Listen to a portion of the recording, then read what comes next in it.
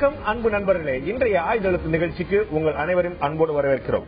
RK நகர் இடைத்தேர்தல் தாக்கத்தை ஏற்படுத்துமா மேல்முறையீடு? இரண்டு முக்கியமான சம்பவங்கள் நேற்று முன்பு நடந்திருக்கின்றன. நேற்று தமிழக முதலமைச்சரும் அதிமுக பொதுச் செயலாளருமான ஜெயலலிதா ஆர்கே நகர் சட்டமன்ற இடைத்தேர்தலில் தனக்காக வாக்கு சேகரித்து வாக்கு கேட்டு 2 பொதுக்கூட்டங்களில் பேசினார். வாகனத்தில் இருந்தபடியே தன்னுடைய பிரச்சாரத்தை துவக்கினார். ஒரு நாள் பிரச்சாரமாக 2 இடங்களில் மையம் கொண்டிருந்த அந்த பிரச்சாரம். அதில் பல்வேறு முக்கியமான விமர்சனங்களை வைத்தார். எதிர்க்கட்சிகளை பெரிய அளவில் குறை சொல்ல மாட்டேன், குறை சொல்லி வாக்கு கேட்பதல்ல என்னுடைய நோக்கம், நாங்கள் செய்திருக்கக்கூடிய நிறைகளை சொல்லி வாக்கு கேட்போம் என்று கூறியிருக்கிறார். மின்வெட்டு பிரச்சனை உட்பட பல்வேறு பிரச்சனைகளை தமிழக அரசு சாதனை செய்திருப்பதாக அவர் குறிப்பிட்டார்.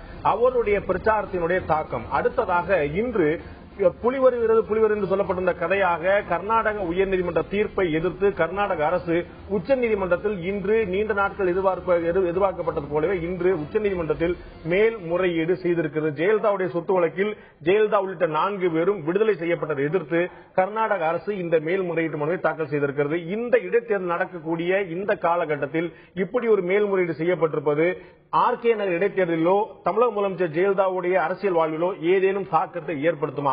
என்ன மாதிரியான தாக்கம் இருக்கும் அல்லது தாக்கம் இருக்கவே இருக்காதா? இதை பற்றி தான் இன்றைய ஆய்தெழுத்து நிகழ்ச்சியில் விவாதிக்க இருக்கிறோம். இதற்கு விவாதத்திற்கு செல்வதற்கு முன்னால் நமது தலைமை செய்தியாளர் ரமேஷ்குமார் கொடுக்கக்கூடிய கூடுதல் தகவல் என்ன இப்போது கேட்கலாம்.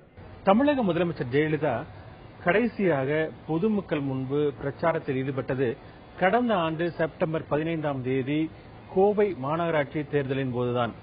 அதற்கு பிறகு கிட்டத்தட்ட 10 மாதங்கள் கழித்து நேற்றுதான் ஆர்கே நகர் இடைத்தேர்தலின் போது பிரச்சாரம் மேற்கொண்டுள்ளார்.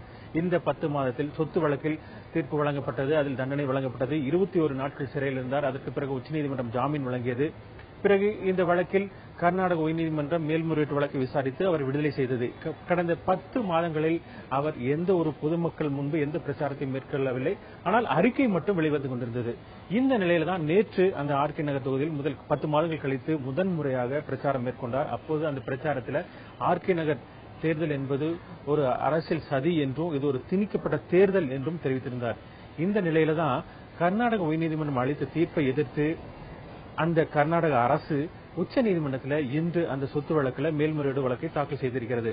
அந்த வழக்கில் மேல்முறையீடு மனு தாக்கல் செய்தது மட்டுமில்லாமல் கர்நாடக உயர்நீதிமன்றம் வழங்கிய தீர்ப்புக்கு இடைக்கால தடை விதிக்க வேண்டும் என்றும் கேட்டுக்கொண்டுள்ளது. பொதுவா ஒரு வழக்கில் மேல்முறையீடு வழக்கு தாக்கல் செய்ய வேண்டும் என்றால் உயர்நீதிமன்றம் அளித்த தீர்ப்புக்கு எதிராக உச்சநீதிமன்றத்தில் மேல்முறையீடு வழக்கு தாக்கல் செய்யப்பட வேண்டும் என்றால் 90 நாட்கள் கால அவகாசம் உள்ளது. இன்னும் சொல்ல போனால் 90 நாட்கள் கழிந்தாலும் பிரச்சனை இல்லை. கிட்டத்தட்ட ஓராண்டுக்குள்ளாவது அந்த மேல்முறையீடு வழக்கை தாக்கல் செய்யலாம். அதற்கு சிறப்பு அனுமதி கோர வேண்டும் உச்சநீதிமன்றத்தில். அதற்கு சட்டத்தில் வழிவகைகள் இருக்கு, அதற்கு முன் உதாரணங்களும் இருக்கு. ஆனால் இந்த வழக்கை பொறுத்தவரை தமிழகத்தில் உள்ள பிரதான எதிர்க்கட்சிகள் இந்த வழக்கில சொத்து வழக்கில கர்நாடக அரசு உச்சநீதிமன்றத்தில் உடனடியாக மேல்முறையீடு செய்ய வேண்டும் என்று வலியுறுத்தின. அந்த நிர்பந்தத்தின் காரணமாக கர்நாடக அரசு இன்று மேல்முறையீடு வழக்கை தாக்கல் செய்திருக்கிறது. இந்த வழக்கினுடைய விசாரணை அதாவது ஜூலை 1ஆம் தேதிக்கு பிறகு, அதாவது கர்நாடக உயர்நீதிமன்றம் அளித்த தீர்ப்புக்கு எதிராக அந்த தாக்கல் செய்யப்பட்ட மேல்முறையீட்டு வழக்கை விசாரிப்பதற்கு உச்சநீதிமன்றத்தினுடைய கோடை விடுமுறை இப்போது உள்ளது. ஜூலை 1ஆம் தேதி தான் உச்சநீதிமன்றம் திறக்க இருக்கிறது. அந்த உச்சநீதிமன்றம் திறந்த பிறகுதான் முதல் வாரத்தில் விசாரணைக்கு வர இருக்கும்.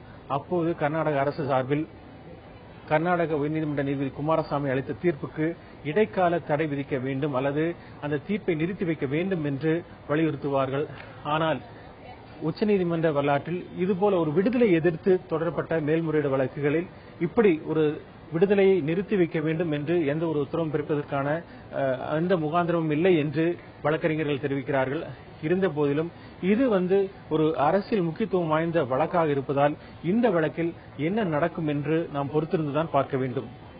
எல்லோருக்குமான வழக்கு வேறு, நிச்சயமாக அரசியல் பிரமுகர்களுக்கான வழக்கு வேறு. அதுவும் இது ஒரு ஆளுங்கட்சியாகவும் முதலமைச்சராக இருக்கும்போது நிச்சயமாக அந்த வழக்கு வழக்கமான பாணியில் பார்க்கப்படாது. அரசியல் வல்லுநராலும் சரி, வழக்கறிஞராலும் சரி, சில சமயங்களில் நீதிமன்றங்களாலும் கூட வேறு விதமாக கூர்ந்து கவனிக்கப்படக்கூடிய வாய்ப்புகள் அதிகமாக இருக்கிறது. இந்த ஆர்கே நகர் இடைத்தேர்தலில் தாக்கத்தை ஏற்படுத்துமா மேல்முறையீடு என்ற தலைப்பில் தான் இன்றைய ஆய்தெழுத்து நிகழ்ச்சி விவாதிக்க இருக்கிறோம். நிகழ்ச்சியின் இந்த பகுதியில் நம்முடைய தமிழ் மாநில முஸ்லீம் லீக்கை சேர்ந்த திரு ஷேக் தாவூத் அவர்கள் நம்முடைய இருந்திருக்கார். உங்களை நிகழ்ச்சிக்கு வரவேற்கிறேன். அதேபோல திராவிட முன்னேற்ற கழகத்துடைய வழக்கறிஞர் திரு பரந்தாமன் அவர்கள் நம்முடைய இருக்கார். உங்களை நிகழ்ச்சிக்கு வரவேற்கிறேன். வரவேற்கிறேன். அதே போல அதிமுகவுடைய கொள்கை பரப்பு துணை செயலாளர் திரு நாஞ்சில் சம்பத் அவர்கள் நம்முடைய இணைகிறார். உங்களை இந்த நிகழ்ச்சிக்கு வரவேற்கிறேன். அதே போல மூத்த பத்திரிகையாளர் திரு கார்த்திகை செல்வன் நம்முடைய இணைகிறார். உங்களையும் இந்த நிகழ்ச்சிக்கு வரவேற்கிறேன். அதே போல இந்திய கம்யூனிஸ்ட் கட்சியில் இருந்த மூத்த தலைவர் திரு பழனிசாமி அவர்கள் நம்முடைய உங்களையும் இந்த நிகழ்ச்சிக்கு வரவேற்கிறேன். நான் முதல்ல திரு நாஞ்சில் சம்பத் இருந்து ஆரம்பிக்க நினைக்கிறேன். முதல் கட்டமா என்னுடைய வாதத்தை இரண்டு விதமாக கொண்டு போலாம் பார்க்கிறேன். இரண்டாவது பகுதியை இந்த மேல்முறையீடு வழக்கு தொடர்பாகவும், முதல் பகுதியை ஜெயலலிதா நேற்று மேற்கொண்ட பிரச்சாரம் தொடர்பாக மேற்கொள்ள இருக்கிறேன். இதுல முதல்ல தமிழக முதலமைச்சர் நேற்று பிரச்சாரம் செய்யும் போது 2016 ஆண்டுக்கான முன்னோட்டமாக இந்த இடைத்தேர்தல் அமைந்திருக்கிறது என்று சொன்னார். உங்களுக்கு தெரியும், 89க்கு பிறகு நடந்த எந்த ஆட்சியுமே இரண்டாவது முறை வந்ததில்லை. 89க்கு பிறகு நடந்த எந்த இடைத்தேர்தலையுமே ஆளுங்கட்சியில இருக்கும்போது வேற எதிர்கட்சிகள் பெருசா ஜெயிச்சதில்லை. பெரும் 99% ஜெயிச்சதில்லை. ஒரு தேர்தல் ஜெயிச்சா 93 ஏதோ ஒரு தேர்தல் ஜெயிச்சா என்னுடைய ஞாபகம். சோ இடைத்தேர்தல் முடிவுகள் என்றைக்கு பொது தேர்தல் முடிவா இருந்திருக்கிறது. அப்ப இது வெறுமனே தொண்டர்களை உற்சாகப்படுத்துவதற்காக செய்யக்கூடிய ஒரு விஷயமா, அல்லது உண்மையிலேயே அதிமுக அப்படிதான் நம்பிக்கொண்டிருக்கிறதா? ஒரு ஆளுகிற கட்சி மீது விமர்சனங்கள் வைக்கப்படும். ஆளுங்கட்சிக்கு எதிராக மக்கள் ஆத்திரப்படுகிற சூழல் கூட அமையும். ஆனால் அரசியல் வரலாற்றில் அதிசயமாக ஒரு ஆளுகிற கட்சி நாடாளுமன்ற தேர்தலை எதிர்கொள்கிற பொழுது 39 இடங்களில் நின்று 37 இடங்களில் வென்று இந்தியாவினுடைய 3வது பெரிய இயக்கமாக இந்த கட்சி விஸ்வரூபம் எடுத்திருக்கிறது. ஆகவே கடந்த காலத்தினுடைய சரித்திரங்கள் கணக்கு போட்டு பார்ப்பதற்கு இது ஏற்ற நிலையில் இன்றைக்கு தமிழகம் இல்லை. குறிக்கிறதுக்கு மன்னிக்கணும், 2006 இருந்து 2011 வரைக்கும் திராவிட முன்னேற்ற கழகம் ஆட்சியில் இருந்தபோது 2009 நாடாளுமன்ற தேர்தலில் 40ல 28 தொகுதியில் ஜெயிச்சாங்க. உங்களுக்கு 40க்கு 40 ஜெயிச்சது 2004 நம்ம பார்த்தோம் முழுக்க. அப்புறம் 2009 40 தொகுதியில் 12 தொகுதியில் திராவிட அதிமுக கூட்டணி ஜெயிச்சது, 28 தொகுதியில் திராவிட முன்னேற்ற கழக கூட்டணி ஜெயிச்சது. சோ அறுதி பெரும்பான்மையான வாக்களை பெற்றால் 2011 அவங்களால ஆட்சியை தொடர முடியல. அதாவது இதுல என்ன, நாங்க தன்னந்தனியாக நின்று வென்றோம். தன்னந்தனியாக நின்று இப்போ 2014 ஆமா வென்றோம். அதனால இப்போ ஒரு அதிசயம் நடக்க போகுது. மக்கள் திலகம் எம்ஜிஆர் கண்ணை மூடியதற்கு பிறகு 5 வருடத்திற்கு ஒரு முறை ஆட்சி மாற்றம் ஏற்பட்டுக் கொண்டிருந்தது. இனிமேல் அந்த ரெக்கார்டை அம்மா அவர்கள் தொடங்க போகிறார்கள். ஒரு ஹாட்ரிக் வெற்றி வருகிற தேர்தலை நாங்கள் அடைய போறோம். திரு பழனிசாமி இந்த கேள்வி நான் கொண்டு போகிற முறை, இதற்கு முன்னால் தமிழக அரசியல் வரலாற்றில் இல்லாத ஒரு சூழல் தற்போது நிலவுகிறது என்று திரு நாஞ்சில் சம்பத் சொல்கிறார். ஆர்கே நகர் இடைத்தேர்தலில் தீவிரமான பிரச்சாரத்தில் உங்களுடைய தோழர்களும் நீங்கள் ஈடுபட்டிருக்கீங்க. அங்க இருக்கக்கூடிய கள நிலவரம் அப்படித்தான் இருக்குது. அதிமுகவுக்கான அமோகமான வாய்ப்பு தெரிகிறது. இந்த நிலை இந்த இடைத்தேர்தல் மட்டுமல்ல, இடைத்தேர்தலில் ஜெயலலிதா ஜெயித்தாலும் கூட 2016 பொதுத் தேர்தலையும் கூட அவர்கள் தான் வெற்றுவதற்கான வாய்ப்பு இங்கேயே தெரிகிறது என்று சொல்ல முடியாதான் நிலைமை இருக்கிறதா திரு பழனிசாமி? முதலமைச்சர் அவர்கள் நேற்று தேர்தல்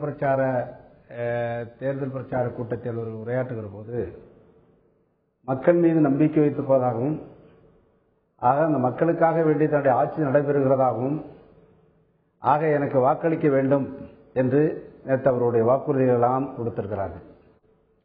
ஆனால் அந்த தேர்தல் நடைபெறுவதற்கான காரணம் என்ன என்று அவரால் சொல்ல முடியவில்லை. அதிமுக ஆட்சி பொறுப்புக்கு வந்த பின்னால், தமிழ்நாடுடைய முதலமைச்சராக பொறுப்பேற்ற பின்னால் பல்வேறு அரசியல் கட்சி மீது அவதூறு வழக்குகளை அவர்கள் தொடுத்திருக்கிறார் என்பது யாரும் மறந்துவிட முடியாது. அருமை நண்பர் சம்பத்து கூட அவர்கள் மறந்திருக்க முடியாது. தமிழ்நாட்டில் எந்த கட்சியும் விடுபட்டதாக எனக்கு தெரியவில்லை. அவ்வளவு பேருமே ஜெயலலிதா மீது, முதலமைச்சர் மீது அவதூறு வழக்குகளை பேசினார் என்பதற்காக போடப்பட்டிருக்கிறது. நான் மாண்புமிகு தமிழக முதலமைச்சரையும் பார்த்து கேட்கின்றேன். அங்கே உங்களோடு இன்னைக்கு கலந்துரையாட வந்திருக்கிற சம்பத் அவர்களையும் பார்த்து நான் கேட்கின்றேன். ஒன்றை நீங்க நினைவுபடுத்திக் கொள்ள வேண்டும். ஆக அதுவியமான சொத்துக்களை சேர்த்தார் என்பதற்கு 18 ஆண்டு காலம் வழக்குகள் நடைபெற்றிருந்திருக்கிறது. 906 பக்கங்கள் 16 பக்கங்கள் வழக்குகள் பதிவு செய்யப்பட்ட செய்திகள் இன்னைக்கு இருந்திருக்கிறது. அதனுடைய ரெக்கார்டுகள் இருந்திருக்கிறது. 18 ஆண்டு காலம் நடைபெற்ற இருக்கிற வழக்கு 6 கோடி ரூபாய் கர்நாடக அரசுக்கு செலவழிக்கப்பட்டிருக்கிறது. ஆக 3 நிமிஷத்திலே குமாரசாமி அவர்கள் இந்த தீர்ப்புகளை வழங்கியிருக்கிறார். ஏற்கனவே வழங்கப்பட்ட தீர்ப்பு 100 கோடி அவதாரமும் 4 ஆண்டு காலம் சிறையும் அனுப்புவதற்கு என்ன காரணம் என்பதை தமிழ்நாட்டு மக்களுக்கு இன்னும் சரியாக அதிமுக அந்த தமிழ்நாடு முதலமைச்சர் விளக்கி இருக்க வேண்டும்.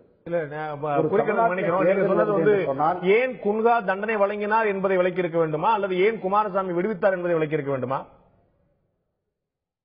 ஏன் குமாரசாமி அந்த வழக்கை அவர்கள் விடுத்தார் என்பதற்கு விளக்கி இருக்க வேண்டும். இல்ல அது வந்து குமாரசாமி தான் சொல்லணும். அதிமுக எப்படி தன்னுடைய ஒரு முழு பூசணிக்காயை சோற்றிலே மறைத்ததை போன்ற தமிழ்நாடு முதலமைச்சருடைய பிரச்சாரம் அமைந்திருந்தது என்பதுதான். ஆகையால் தான் நாங்கள் கேட்கிறோம், இந்த தேர்தல் என்பது தமிழ்நாடு முதலமைச்சர் வருவதற்கு காரணம், தமிழ்நாட்டில் எப்பவுமே இடைத்தேர்தல் வரும், நாடாளுமன்றத்தில் இடைத்தேர்தல் வரும். அந்த தேர்தல் எப்படி வரும், வருவதற்கான காரணம் எப்படி அமையும் என்று சொன்னால், யாராவது இயற்கையாக மரணமடைந்தால்தான் இந்த மாதிரி தேர்தல் வரும். ஆக ஸ்ரீரங்கம் தேர்தல் வந்ததற்கான காரணம் என்ன என்று சொன்னால், இவர் குற்றம் சாட்டப்பட்டவர்கள் என்று 24, 22 நாட்கள் சிறையில் இருந்தார்கள். இல்ல நம்ம இப்பதான் மக்கள் பிரதிநிதி சட்டத்துல வந்து அந்த சட்டப்பிரிவு வந்து செல்லும் அப்படின்னு சொல்லி இப்பதான் உச்சநீதிமன்றம் தீர்ப்பளிச்சிருக்கு. அதன் பிறகு நடக்கக்கூடிய விஷயங்கள் இதற்கு முன்னால் வந்து எவ்வளவு நடந்திருக்கும் அப்படிங்கிற பார்க்க தொடர்ந்து விவாதிக்கலாம். நான் உங்கள்கிட்ட வரேன். நான் திரு ஷேக் டாக்டர் நான் கேட்க விரும்புறேன். இவங்க சொல்லக்கூடிய விஷயம் பாத்தீங்கன்னா, மக்கள் மத்தியில ஒரு சந்தேகம் இருந்திருக்கிறது, விளக்க வேண்டிய கடமை அதிமுகவுக்கும் உங்களுக்கும் அதனுடைய தோழமை கட்சிகளுக்கும் இருக்கிறது. ஒரு முக்கியமான விஷயத்தை தமிழக முதலமைச்சர் நேற்று பிரச்சாரம் சொல்லும்போது சொல்றாங்க, இது வந்து நீங்கள் விரும்பாத தேர்தல், ஆனால் வேறு வழி இல்லாமல் திணிக்கப்பட்டிருக்கிறது. திரு பழனிசாமி எழுப்பக்கூடிய கேள்வி இதுதான். இடைத்தேர்தலை இந்த மக்கள் விரும்பவில்லை, ஆனால் திரு வெற்றிவேல் ராஜினாமா செய்ய வேண்டிய அவசியம் என்ன வந்தது? ஜெயலலிதா முதலமைச்சராக தொடர வேண்டும் என்பதற்காக வந்தது. ஓ பன்னீர்செல்வம் முதலமைச்சராக தொடர்ந்த போது கூட ஜெயலலிதாவுடைய வழிகாட்டுதல், ஆளுமை, மேற்பார்வை எல்லாமே முழுமையாக இருந்தது, யாரும் மறுத்திருக்க முடியாது. அப்படிங்கும் போது இந்த இடைத்தேர்தலை திணித்தது அதிமுகவா, அவர்கள் சொல்லக்கூடிய பிற கட்சிகளா, சதி திட்டமா? இல்ல, இது சதி திட்டம் தானே. முதல்ல இருந்து அதான் நாங்க பேசிட்டு வந்திருக்கோம். அதாவது வந்து அதிமுகவுக்கு இந்த நிலையை உருவாக்குனது யாரு அப்படின்னு சொன்னாக்க எதிர்கட்சிகள் தானே. எல்லா கட்சிகளும் சேர்ந்து ஒரு கட்சியினுடைய தலைவர் மேல புனையப்பட்ட ஒரு கேஸ், அந்த கேஸை தொடர்ச்சியாக நடத்தி கொண்டு வந்து அந்த கேஸை சட்டத்தின் மூலமாக நான் எதிர்கொள்ள தயார் என்று மாண்புமிகு தமிழக முதல்வர் புரட்சித் தலைவி அம்மா அவர்கள் தொடர்ந்து அந்த கேஸை நடத்தியிருக்காங்க. தெரியாத விஷயம் இல்ல, 1991, 96 முதலமைச்சராக அப்போதும் ஜெயலலிதா இருந்த போதே அவர் மீது வழக்கு தொடர அனுமதி வேண்டும் என்று திரு சுப்பிரமணிய சாமி அவர்கள் கவர்னர் மனு கொடுத்தார். அவர் ஆட்சியில் இருக்கும் போது இருந்த விஷயம். அதன் பிறகு ஆட்சி மாறிய போது திராவிட முன்னேற்ற கழகம் அதிகாரப்பூர்வமாக அப்போது இருந்த பிரிவு மூலமாக வழக்கை தொடர்கிறது. இது புதுசா இது எங்க பழிவாங்க நடவடிக்கை இல்ல, அது தொடர்ந்ததுனால தானே இப்ப அவங்க ஆட்சிக்கு வந்து தானே போட்டிருக்காங்க. திமுக போடாம இருந்தா பரவாயில்ல, பிரச்சனை அப்படி இல்ல உங்களுக்கு. அப்ப அது தேவையில்லை தானே. ஏதாவது 13 வழக்கு போட்டிருக்காங்க, அதுல 12 வழக்குல நிரபராதின்னு வெளியே வந்திருக்காங்க. இந்த வழக்குலையும் இப்ப அம்மா நினைச்சிருந்தாங்கன்னு சொன்னா, கடந்த முறை முதல்வராக இருந்த போதே அவங்களே சட்டமன்றத்தில் அந்த எப்படி திமுக மத்த கட்சி எல்லாம் அவங்க மேல வழக்கு போட்டு அவங்க ஆட்சிக்கு வந்தவொன்னு மாத்திக்கிறாங்களோ, அதே மாதிரியே இப்ப இவங்களும் செஞ்சிருக்காங்களா? இவங்க செய்யலையே. மக்கள் மன்றம் அதை அனுமதிச்சிருக்குமா? ஒரு மனதாக தீர்மானத்தை கொண்டு வந்திருக்கலாமே. சட்டசபையிலேயே ஒரு மனதாக தீர்மானத்துக்கு அதற்கான உரிமை இருக்கிறது. திமுக தான் அதானே செஞ்சிட்டு இருக்கு. திமுக ஆட்சியில எத்தனை முறை எத்தனை பேர் மேல கேஸ் போட்டாலும் அவங்க ஆட்சிக்கு வந்தவொன்னு அதை எடுத்துருவாங்க. அவதூறு வழக்குகள் போன்றவற்றை திரும்ப பெற முடியும். குற்ற வழக்குகளை, கிரிமினல் வழக்குகள் எல்லாம் அவ்வளவு சாமானியமா நீங்க பண்ணிருக்காங்க. பல வழக்குகளை பண்ணிருக்காங்க, அது செஞ்சிருக்காங்க. அது மாதிரி இவங்க அதை செய்ய விரும்பல. தொடர்ச்சியாக நான் சட்டப்பூர்வமாக பாக்குறதுக்கு ரெடி அப்படின்னு சொல்லிதான் சட்டப்பூர்வமாக பார்த்திருக்காங்க, சட்டப்பூர்வமாக வந்திருக்காங்க. அதே தான் திரும்பவும் சொல்றேன், இது திணிக்கப்பட்ட தேர்தல் அப்படிங்கறது தான் நாங்க தொடர்ந்து சொல்லிட்டு வரோம். ஒரு ஜெயலலிதா மீது வழக்கு தொடரப்பட்டது ஒரு திணிக்கப்பட்ட தேர்தல். ஆனால் திமுக தலைவர் கருணாநிதி, அவரது மகன் ஸ்டாலின் உள்ளிட்டவர்கள் மீது மேம்பால ஊழல் வழக்கு உள்பட்ட பல வழக்குகள் தொடரப்பட்டது. அது திணிக்கப்பட்ட விஷயம் அல்லவா? அந்த வழக்குல குற்றப்பத்திரிகையா தாக்கல் செய்யப்பட்டிருக்கா? எனக்கு நினைவு சரியா பண்ண நினைக்கிறேன். இல்ல, அதாவது 10 வருடங்களுக்கு மேல முன்னாடி இருக்கக்கூடிய வழக்கு இல்ல, அதாவது அதுல வந்து சரியாக அதை கையாளாததுனாலதான் அது நடந்திருக்கு. அப்ப இந்த விஷயத்தை பொறுத்த வரைக்கும் தொடர்ச்சியாக சரியா கையாளனால எது நடந்திருக்கு சொல்றீங்க? அதாவது முன்னால இருந்த ஆட்சியாளர்கள், 2வது அம்மா வந்து யாரையும் பழிவாங்கணுங்கிற அந்த எண்ணத்துல உள்ளவங்க இல்ல. அது தொடர்ச்சியாக செய்ய மாட்டாங்க. அம்மா முதலமைச்சராக நீடிக்க வேண்டும், அம்மா முதலமைச்சராகணுங்கிறதுக்காக தான் மக்கள் ஓட்டு போட்டாங்க. சரி, இப்ப அம்மா முதலமைச்சராக வந்திருக்காங்க. அவங்க முதலமைச்சராக நிலைக்க வேண்டுமானால் ஒரு இடைத்தேர்தலை சந்திக்கணும். இல்ல, அதற்காக வந்திருக்கிற இடையில அவர்கள் பதவி இழந்தது திமுக செய்த சதியினாலோ வாக்காளர்களுடைய பிரச்சனையாலோ வேற ஏதோ விதியினாலோ கிடையாது. வழக்கு நடந்து அரசியல் சட்டப்படி இருக்கிற மக்கள் பிரதிநிதி சட்டம் என்ன சொல்லுதோ அதன்படிதான் அவர் பதவி இழக்கப்பட்டாங்க. இதுல நீங்க அரசியல் ரீதியான சாயம் பூசுறதுக்கான என்ன காரணம் வந்துருக்க முடியும்? அப்ப அவர்கள் வந்து பதவி இழந்தது மக்கள்னாலேயோ திமுகனாலேயோ யாருனாலேயோ இல்ல, சட்டப்படி. அப்போ இழந்தான இதுல சதி எங்க வந்தது நான் கேக்குறேன் சார். அந்த தீர்ப்புக்குள்ளதான் போகணும். அதுக்கு அதாவது இது வந்து நீங்க அதாவது 65 கோடி ரூபாய்க்கு சொத்து சேர்த்துட்டாங்க, அபராதம் 100 கோடி ரூபாய்க்கு விதிக்கிறாங்க. என்ன நியாயம் இது? உங்களுக்கு தெரிஞ்சிருக்கும். அதிகமாக சொத்து சேர்க்கப்பட்டதா எவ்வளவு கருத்து கொள்ளப்படுதோ அதுல இருந்து 4 மடங்கு வரைக்கும் அபராதம் விதிக்கலாம். அவங்க 66 கோடி ரூபாய் அவங்க முடிவுக்கு வந்திருந்தாங்கன்னா 240 கோடி ரூபாய் வரைக்கும் அபராதம் விதிக்க முடியும். அப்படி சட்டத்தில் இடம் இருக்கு. 4 மடங்கு அதிகமாக வரைக்கும். அது அவர் நீதிபதியுடைய வரையறைக்கு உட்பட்டதான். அவர் விதிக்க நினைச்சாருன்னா மன்னிக்கணும். அதாவது 66 கோடி ரூபாய்க்கு சொத்து சேர்த்ததா வழக்கு தாக்கல் செய்யப்பட்டு 100 கோடி ரூபாய்க்கு அபராதம் போடப்பட்டது என்ன நியாயம்னு சகோதரர் கேட்கிறார். அன்றைய தேதியில் அது 66 கோடி, இன்றைக்கு அது பல்லாயிரக்கணக்கான கோடி. அந்த ப்ராப்ளம் அவங்க வந்து 4 மடங்கு போடலாம்னு சட்டத்தில் இருக்கு. 4 மடங்கு போடலாம் சட்டத்தில். நான் வந்து ஒரு அதாவது அண்ணன் சொல்றது என்னன்னா 66 கோடி போட்டு 100 கோடி போடலாம்னு பாமர மக்கள் புரியும் போது பார்க்கும்போது என்ன 66க்கு போட்டு 100 போடுறாங்களேன்றாங்க. ஆனா சட்டத்தில் 4 மடங்கு போடலாம் இருக்கு. 4 மடங்கு போட்டாலும் கூட இவங்களுக்கு வேல்யூ ப்ராப்பர்ட்டி அதிகமா இருக்குது. 100 கோடி இல்ல 100 கோடி கூட கொடுக்கறதோ இல்ல செய்யறதுக்கு எல்லா திறமையும் தகுதியும் இருக்குது அவருடைய கருத்து. இந்த கேஸ நீங்க வந்து எப்படி பாக்குறீங்க அப்படின்னு கேட்டீங்கன்னா, எல்லாருமே நீங்க இந்த கேஸ பத்தி பேசும்போது நான் எல்லா தொலைக்காட்சியிலையும் பாக்குறேன், ஒரு தவறான கண்ணோட்டம், தவறான ஒரு கருத்தை வந்து மக்கள் முன்னால எடுத்து வைக்க எல்லாருமே ஆசைப்படுறீங்க. எனக்கு அது பிடிக்கவே இல்லை கொஞ்சம் கூட. இந்த கேஸ் என்பது அதாவது வந்து கணக்கு காட்டி இருக்கிறதுக்கு அதிகமாக சொத்து இருக்குன்னு போடப்பட்டதை தவிர கரப்ஷன் கேசஸாக இதை நீங்க பார்க்கவே முடியாது. மத்த கரப்ஷன் கேசஸோட போய் பேசுறீங்க. மத்ததெல்லாம் நீங்க பாத்தீங்கன்னா ஊழல் கேஸ். உங்க பக்கத்துல இருக்கக்கூடிய வழக்கறிஞர் உங்களுக்கு இன்னும் விரிவா சொல்லலாம்னு நினைக்கிறேன். எந்தெந்த பிரிவுகள்ல வழக்கு தொடரப்பட்டிருக்குன்னு பாத்தீங்கன்னா அதுல வந்து இந்த மாதிரி முறைகேடா அதனாலதான் இது ஜோடிக்கப்பட்டது நாங்க சொல்றோம். ஜோடிக்கப்பட்டது திமுக ஆட்சியோ அப்ப இருந்த அப்ப இருந்த 2 வழக்குகளை பண்ணிருந்தாங்கன்னா பரவாயில்லையே. ஒரு நீதிபதி இந்த வழக்கில் இந்த முகாந்திரம் இருப்பதாக கருதி தீர்ப்பை அரசு தரப்புக்கு ஆதரவாக வழங்கினார். அப்ப அடுத்த நீதிபதி மேலமை கோர்ட் நீதிபதி சொன்னது உங்களுக்கு புரியாதா? அதுக்கப்புறம் மேல ஏதாவது போச்சுன்னா அதுவும் போனதுக்கு நீதிபதிகள் தீர்ப்பு அடிப்படையா கேள்வி கேட்டா விஷயம் சொல்றேன். அடிப்படையா தான் நான் சொல்றேன். அதனாலதான் இந்த வழக்கு ஜோடிக்கப்பட்ட உங்களுடைய ஒப்பீட்டளவுக்காக நான் கேட்கிறேன். 2G வழக்குல திரு ராஜா அவர்கள் 1 ரூபாய் லஞ்ச பணம் வாங்கியதாக புகார் இருக்கிறதா, நிரூபிக்கப்பட்டிருக்கிறதா, வீட்டில் சோதனை நடத்தப்பட்டது, 1 ரூபாய் பறிமுதல் செய்யப்பட்டது. 214 கோடி கொடுத்ததுக்கு ஆதாரம் இருக்கு. அதே மாதிரி 200 கோடி வந்து கலைஞர் டிவி சார். அது மூலமாக குற்றவாளியாக அடையாளம் காணப்பட்டிருப்பாரு. அதுல வந்து ராஜா இல்ல, அது மூலமாக 1 ரூபாய் கூட ஆதாயம் அடைந்ததாக. அது முழு விசாரணை வந்தாலும் இனி தெரியும் உங்களுக்கு. அது விசாரணையில இருக்கு, என்கொயரியில இருக்கு. முழு விசாரணை வரட்டும், வராம நீங்க செய்வாங்க. அதனாலதான் அந்த வழக்கோட நீங்க வந்து இப்ப இந்த வழக்கெல்லாம் போறதுக்கு முன்னாடி உங்களுடைய அடிப்படையான கேள்விக்கான பதிலா நான் பாக்குறது, எதிர்க்கட்சிகள் ஒட்டுமொத்தமாக ஒரு விஷயத்தை வந்து பிரதானமா ஆளுங்கட்சி மேல குற்றச்சாட்டா வச்சிட்டு இருந்தாங்க. இந்த இடைத்தேர்தல் திணிக்கப்பட்ட தேர்தல், வெற்றிவேல் எதற்காக ராஜினாமா செய்தார் சொல்லவே இல்லை. ஆமா, அதுக்கான கவுண்டரா தான் இப்ப வந்து இவங்க வந்து இது நாங்க திணிக்கல, இதெல்லாம் எதிர்க்கட்சிகள் திணித்தது அப்படின்றாங்க. அது எதிர்க்கட்சிகள் திணித்ததுங்கிறது நம்ம எப்படி எடுத்துக்க முடியும் தெரியல. ஒரு கோர்ட்டோட தீர்ப்பு வந்த பிறகு அதன் அடிப்படையில் பதவி இழப்பு அப்படின்னு வருது. அதை தொடர்ந்து ஒரு இப்ப அவங்க முதலமைச்சராக நீடிக்க வேண்டியிருக்கு. அவங்களுக்கான ஒரு மெஜாரிட்டி கொடுத்திருக்கிறாங்க மக்கள். அப்படிங்கும்போது அவங்களுக்கான எல்லா வசதிகளும் அதை ஏற்படுத்ததான் வேண்டும். இந்த இடைத்தேர்தல் அப்படிங்கிறது வந்து அவங்க சந்திக்க வேண்டிய அவசியம் இருக்கிறது. இடைத்தேர்தல்கள் எல்லாம் நடத்தணுமா வேணாமான்னு இன்னொரு ஆர்குமெண்ட் வரும். நீங்க ஒருவேளை அந்த ஆளுங்கட்சிக்கு இந்த பிரதிநிதித்துவத்தை கொடுத்துடலாமே அப்படிங்கிற ஒரு ஆர்குமெண்ட்ல தனியா போயிட்டு வெற்றி பெற்ற கட்சி அதான் சொல்ல வெற்றி பெற்ற கட்சிக்கே திருப்பி கொடுத்துடலாம். இப்ப ஏன் அது இருக்குங்கிறது ஒரு தனி சப்ஜெக்ட். அப்படியான ஒரு எலெக்ஷன் கூட்டணி கட்சிக்கே நீங்க கொடுக்க மாட்டேங்க. இல்ல இல்ல திருமங்கலம் இடைத்தேர்தல கூட இந்த கூட்டணி கட்சிக்கே கொடுக்க மாட்டேன்றீங்க. அங்க மாத்தி இப்ப நடந்துட்டு இருக்கிற எல்லா இடைத்தேர்தல்களையும் பார்க்கும்போது இந்த ஆர்குமெண்ட் வந்து வலுவாயிட்டே தான் இருக்குது. எலெக்ஷன் ரிஃபார்மேஷன்ஸ்ல ரொம்ப முக்கியமா எந்த கட்சியினுடைய பிரதிநிதித்துவம் இருக்கிறதோ அவங்களுக்கே அதை கொடுத்துடலாமா அப்படிங்கிற ஒரு எண்ணம் வந்து இப்ப கூடுதலாகிறதுக்கு எல்லா வகையான இந்த கடந்த 20 ஆண்டுகள்ல நம்ம பாக்குற எல்லா இடைத்தேர்தல்களும் அதுதான் நமக்கு திருப்பி சொல்லி ஜனநாயகம் சரியா செயல்படல அப்படின்னா அப்படியே விட்டு போச்சு விட்டுற முடியாது.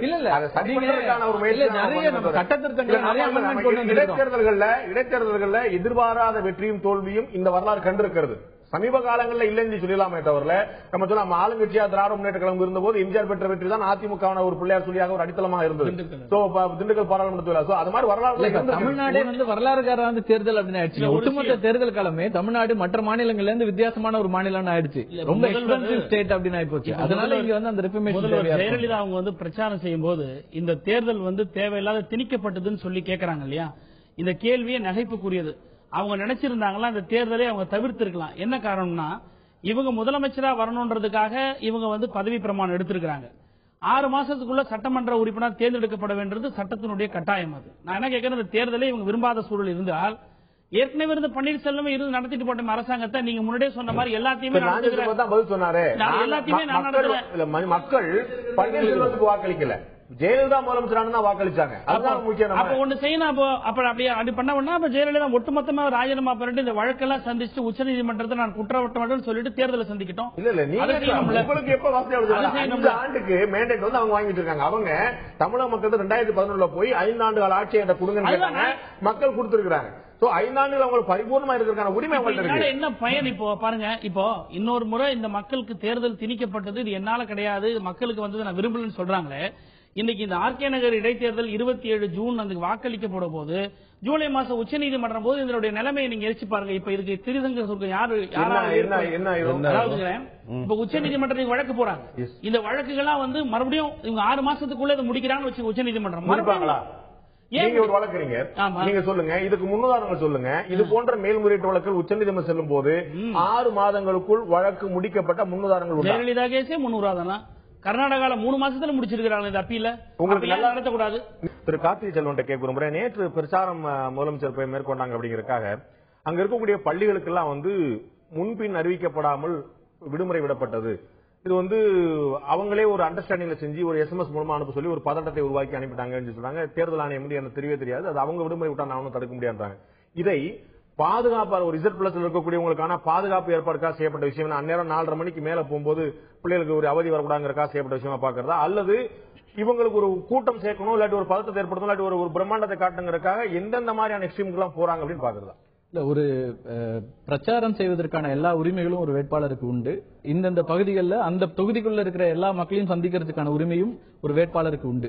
ஆனா இந்த இடத்துல எங்க பிரச்சனையா நான் பார்த்தது அப்படின்னா, அந்த சாய்ஸ் ஆஃப் பிளேசஸ் இருக்குல்ல, நீங்க வந்து அவங்களுடைய முதல் பேச்சு அந்த பாயிண்ட் வந்து அவங்க வந்து இது அவங்களுடைய நாலேஜோட நடந்ததுன்னு சொல்ல முடியாது. இதுக்கான ஏற்பாடுகள் செய்தவர்கள் வேறு இடங்கள்ல ஒரு வேலை ஏற்படுத்திருக்கலாம். ஏன்னா அங்க மருத்துவமனைகள், பள்ளிகள் அப்படின்னு இருக்கிற அந்த இடம் இருக்கும்போது சில சிக்கல்கள் வருது. இது எல்லா பிரச்சாரங்களையும் வருது. தேர்தல் பிரச்சாரங்கள்ல நம்ம பாக்குறது தான். தேர்தல் பொதுக்கூட்டங்களால நிறைய பாதிப்புகள் பொதுமக்களுக்கு வர்றது, ஒவ்வொரு முறையும் அது வந்து இதுக்கு வேற ஏதாவது வகையான பிரச்சார முறைகளை மாற்ற முடியுமா அப்படிங்கிற கேள்விகள் எழுப்பிட்டே இருக்கிறது தான்.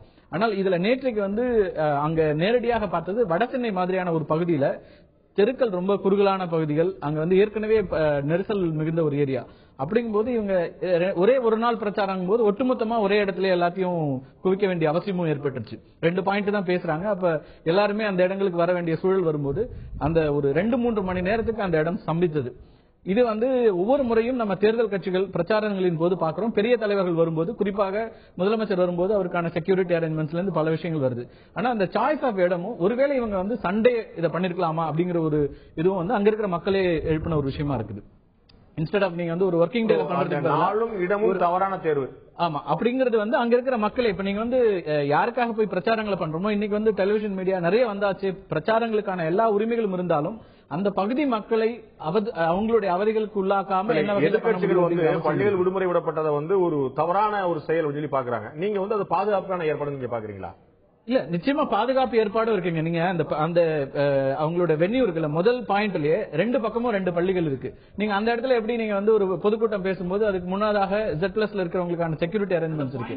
அந்த பாயிண்ட் தான் நான் வந்து கொஸ்டின் பண்றேன். கொடுத்ததே தப்புங்கிறேன். நான் குறுக்கிடுறது மன்னிக்கணும். சார் சொல்றது பாதுகாப்பு மற்ற நீக்கு போக்கு விஷயங்களை பார்க்கணும்னு சொல்றது, கார்த்திக் சார் சொல்றது கரெக்ட். நார்மலா வந்து ஒரு பொலிட்டிக்கல் லீடர்ஸ் வந்து எலெக்ஷன் கேம்பெயின் பண்ணும்போது எங்க பேசணும்ன்றத பாயிண்ட் அலாட் பண்றது எலெக்ஷன் கமிஷனும் போலீஸும் தான் ஆன் கோஆர்டினேஷன் தான். இது வந்து அரசியல் கட்சியினுடைய தலைவர்கள் அவங்க விருப்பத்துக்கு ஏற்ற மாதிரி பாயிண்ட்களை சூஸ் பண்ண முடியாது.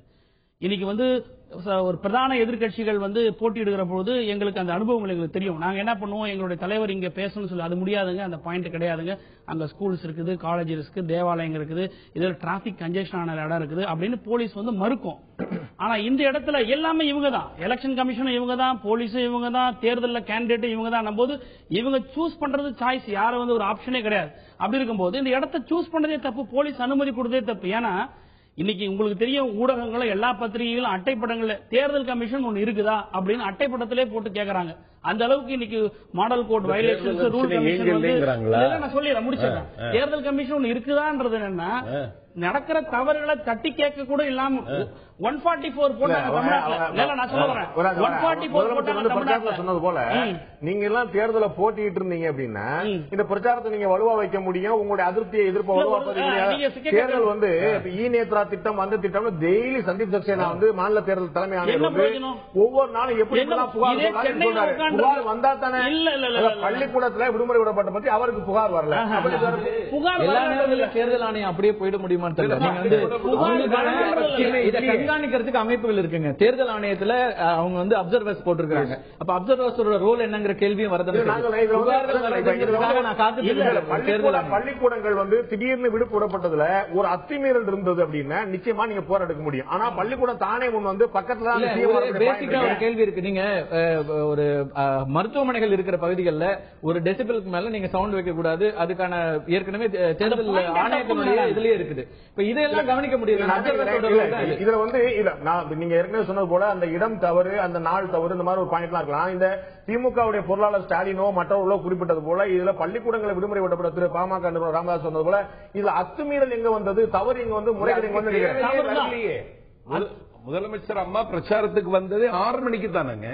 இல்ல ஆனா அவங்களுக்கு தெரியும், அவங்க வந்து 7 மணிக்கு வந்தாங்க, அவங்க 7 மணிக்கு வந்தாங்க, 4 மணில இருந்து ரோட் பிளாக் பண்ண ஆரம்பிச்சிட்டாங்க. அவங்களோட பாதுகாப்பு ஏன்னா வந்து அவங்க சாலையில வர்றாங்க, அவங்க வந்து ஒரு இந்தியாவில வந்து ஒரு கூடுதல் முக்கியத்துவம் வாய்ந்த பாதுகாப்புல இருக்கிறவங்க, Z+ இருக்கிறவங்க, அப்படிலாம் வந்து ஸ்டெர்லைஸ் பண்ணா விட மாட்டாங்க. அப்பெல்லாம் வந்து எல்லா சந்து புதன் யாருனாலும் போலாம் வரலாம்னு விட்டுருப்பாங்க. இப்ப அவங்களுடைய நார்மல் கான்வாயில நிப்பாட்டப்படுறது இல்ல. ஆனா வந்து இந்த பிரச்சாரம் வந்து அவங்க ஒரு அரை மணி நேரம் அந்த ஒரு பகுதியில் நிப்பாங்கும் போது நிச்சயமா ஸ்டெர்லைஸ் பண்ணாம இடத்தை சூஸ் பண்ணது எலெக்ஷன் கமிஷன் அனுமதி கொடுத்து தப்புங்கிறது. அதுதான் இங்க வயலேஷன்ஸ். அதாவது ஆளுங்கட்சிக்கு என்னுடைய கேள்வி என்ன, பள்ளிக்கூடங்கள் வந்து தங்களுடைய பாதுகாப்புறதையோ பிள்ளையோட பாதுகாப்புறதையோ ஒரு விடுமுறை விடும் போது இதுல அதிமுக பங்களிப்பு இருக்கு, தேர்தல் கமிஷன் தூங்குதாங்கிற கேள்வி எங்க வருது? வலுக்கட்டாயமா அதிமுக தரப்புலயோ தேர்தல் கமிஷன் தரப்புலயோ விடுமுறை விடுங்கன்னு சொல்லியிருந்தா நீங்க சொல்லக்கூடிய அத்துமீறல் வரும். அந்த பிள்ளையோட பாதுகாப்பு விடல என்ன இருக்கு, ஒரு புத்திசாலித்தனமான நடவடிக்கை தானே பார்க்கணும். உள்ளங்கை நெல்லிக்கணி இதுல ஒன்னும் எஜுகேஷன் அத்தாரிட்டிஸ் யாரும் ஒன்னும் சொல்லி இதெல்லாம் செய்யவே இல்லை. இங்க ஆளுங்கட்சிக்காரங்க அவங்க வந்து மேனேஜ்மெண்ட்ஸ்க்கு ஃபோர்ஸ் பண்ணி அவங்க பெற்றோர்களுக்கு சொல்லி அந்த பெற்றோர்கள் மூலமா சொல்லி அந்த SMS பண்ண சொல்லி ஒரு கம்பல்ஷன் கொண்டாடுறாங்க சார். அதுல இப்ப வந்து சட்டப்பூர்வமா செய்தாங்கன்னா அது வந்து சட்ட ரீதியில சரியா தவறான்னு பார்க்கலாம். இது எல்லாமே இங்க சட்டப்படி நடக்குது. எலெக்ஷன் கமிஷன் வந்து இதெல்லாம் பார்க்க முடியுமா நீங்க கேக்குறீங்க? ஒரு தேர்தல் அதிகாரி சென்னையில பார்க்க முடியுமான்னு கேக்குறீங்க. ஆனா பத்திரிகைகளே எழுதி பத்திரிகையில புகைப்படம் எடுத்து போடுறாங்க. அப்சர்வர் போற இடத்துல அவங்க போற வழி அப்சர்வர்ஸ் கேமரா எடுத்துக்கிட்டு எல்லாம் தான் போறாங்க. அங்க வயலேஷன்ஸ் நடக்குது, அவங்க எடுக்கிறாங்க. இதை எல்லாத்தையும் மேல இருக்கிறவங்களுக்கு கொண்டு போக மாட்டாங்க, கொண்டு போறாங்க. என்னன்னா மேல கொண்டு அப்சர்வர் நடவடிக்கை எடுக்க முடியும், அவங்க பண்ண மாட்டேன்றாங்க. அப்சர்வர் யாரு சார்? மாநகராட்சி அதிகாரிகள் சார், மாநில அதிகாரிகள். அவங்க வெளிமாநில அதிகாரிகள் கொண்டுபட்டிருக்காங்க. மைக்ரோ ஒரு காவல்துறை அதிகாரி அங்க போய் இருக்காரு, புகைப்படத்தோட ஒரு கம்ப்ளைண்ட் வந்த பிறகும் எங்களுக்கு அது நாலேஜுக்கு வரல அப்படின்னு சொல்றது இருக்குல்ல. எல்லா ஊடகங்களும் விடுமுறை விடப்பட்ட விஷயத்துல திரு ராமதாசோ திரு ஸ்டாலினோ சொல்லும் போது திரு சந்தீப் சக்சேனா சொல்றாரு, எனக்கு கம்ப்ளைண்ட் எதுவும் வரல, இது எனக்கு தெரியாதுன்னு சொல்லல. கம்ப்ளைண்ட் அதுல வந்து ஏதாவது ஒரு முறைகேடு நடந்திருக்கு, வலுக்கட்டாயமா பள்ளிக்கூடத்தை இழுத்து மூடினாங்க, நிச்சயமா தலையிட வேண்டிய விஷயம் இல்ல. இது பொதுவாகவே வந்து முன்னெச்சரிக்கை நடவடிக்கைகள் பள்ளிகள் எடுப்பாங்க. ஏன்னா அவங்களுக்கு இருக்க பொறுப்பு இருக்கு, குழந்தைகளை வந்து பாதுகாப்பாக வீட்டுக்கு கொண்டு போய் சேர்க்க வேண்டிய பொறுப்பு அவங்களுக்கு இருக்கு. குறுக்கிட வருவீங்க. ஹலோ, 28 அமைச்சர்கள் தொகுதியில் இருக்காங்க, 30 மாவட்ட ஊராட்சி தலைவர் இருக்காங்க, 385 ஊராட்சி ஒன்றிய பெருந்தலைவர் இருக்காங்க. அதிகாரம் பெற்றவங்களை பூரா இருந்து கொண்டு அங்க பள்ளிக்கூடத்தை வந்து நடத்தவனா அவங்களே விட்ட குழந்தைகளுக்கு பாதுகாப்பா விட்டாங்கிறது பொருத்தமற்றது. அதாவது தமிழ்நாடு முதலமைச்சர் அவர்கள் ஒரு தேர்தல் பிரச்சாரத்தில் அவர் நிற்கக்கூடிய தொகுதியில ஒரு இடைத்தேர்தல் வரும்போது ஞாயிற்றுக்கிழமை கூட நடத்திருக்கலாமே, அவங்க ஞாயிற்றுக்கிழமை முதல் நாள் நடத்திருக்கலாமே. இந்த பிரச்சாரத்தை நடத்திருந்தா அந்த குழந்தைகளுக்கு ஒரு பாதிப்பு வந்திருக்காது. இல்ல ஆனா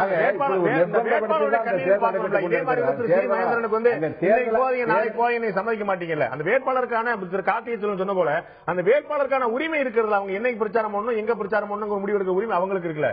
அதை கூட நீங்க ரிசீவ் பண்ணீங்கன்னு அவங்களுக்கு அது உரிமை இருக்கலாம். ஆனா பொதுமக்களை பாதிக்கப்பட்ட பிறகுதான் பண்ணுமா, தமிழ்நாடு பூரா இருந்து மக்களை கொண்டு வந்து 12 மணி நேரத்திலிருந்து 12 மணியிலிருந்து மாலை 7 மணி வரையிலும் கொண்டாந்து நிறுத்தி விட்டார்கள். எந்த போக்குவரத்தும் எல்லாம் ஸ்தம்பிச்சு போச்சு. உள்ளூர் வாக்காளரை விட வெளியூர்ல இருந்து வந்தவர்கள் தான் அதிகங்க. முதல்வரை பார்க்கணுங்கிறதுக்காக வந்து நிக்கிறாங்க.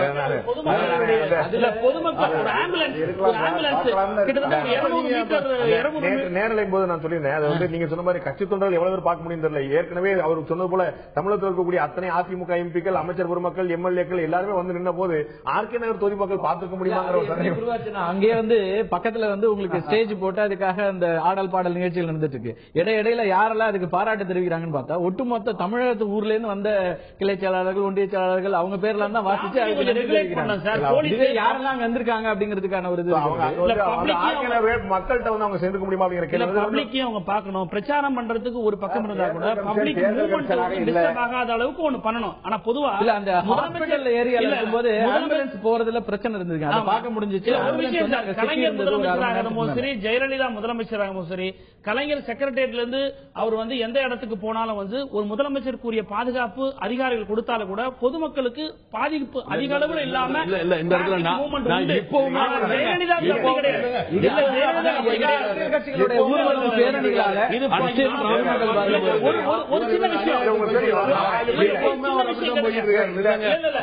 எல்லாத்தையும் நிப்பாட்டிட்டு தாங்க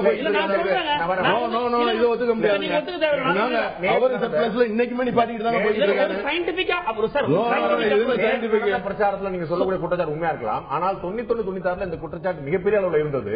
இப்ப வந்து இன்னைக்கு வந்து இருபக்கமும் டிராபிக் நிப்பாட்டப்படுறதுல மற்ற நேரங்கள்ல வந்து முதலமைச்சரோட கான்வாய் போகும்போது அதே சைடுல வந்து அலோ பண்றாங்க போயிட்டு இருக்கு சார், ஆப்போசிட்ல போயிட்டு இருக்கு. ஆனா இந்த அதாவது வந்து நேற்றுக்கு நடந்தது ஒரு ஆம்புலன்ஸ் இஷ்யூல அங்க இருக்கிற லோக்கல் கட்சிக்காரங்களே ஒரு மனிதாபிமானத்துல இல்ல பப்ளிக் தான் வந்து அவங்க வந்து கிளியர் பண்ணிருக்காங்க. நேற்று நடந்த முக்கியமான விஷயம் தான் மாற்றுக்கிறதுல நம்ம நாஞ்சில் சம்பத் அவர்கிட்ட கேட்கிற முறை முதலமைச்சர் நேற்று வந்து பிரச்சாரம் செய்யும்போது தமிழகத்தில் மின்வெட்டு என்பது அறவே இல்லை, 4992 மெகாவாட் இந்த 4 ஆண்டுகளில் கூடுதலாக ஏற்படுத்தப்பட்டிருக்கு சொன்னார். என்னுடைய கேள்வி, இந்த 4 ஆண்டுகள்ல ஏதேனும் ஒரு மின் உற்பத்தி நிலையத்தில் உற்பத்தி துவங்கி மின்சாரம் உற்பத்தி செய்யப்பட்டதாக முதலமைச்சர் சொல்ல ஏற்படுத்தப்பட்டிருக்கு சொன்னார். இப்ப நிச்சயமாக வெளியிலிருந்து வாங்கப்படும் மின்வெட்டு வந்து கடந்த காலங்களை ஒப்பிடும் போது பெரிய அளவு குறைந்திருக்கிறது என்பது மாற்று கருத்து இல்லை, பெரிய அளவு குறைந்திருக்கிறது மாற்று கருத்து இல்லை.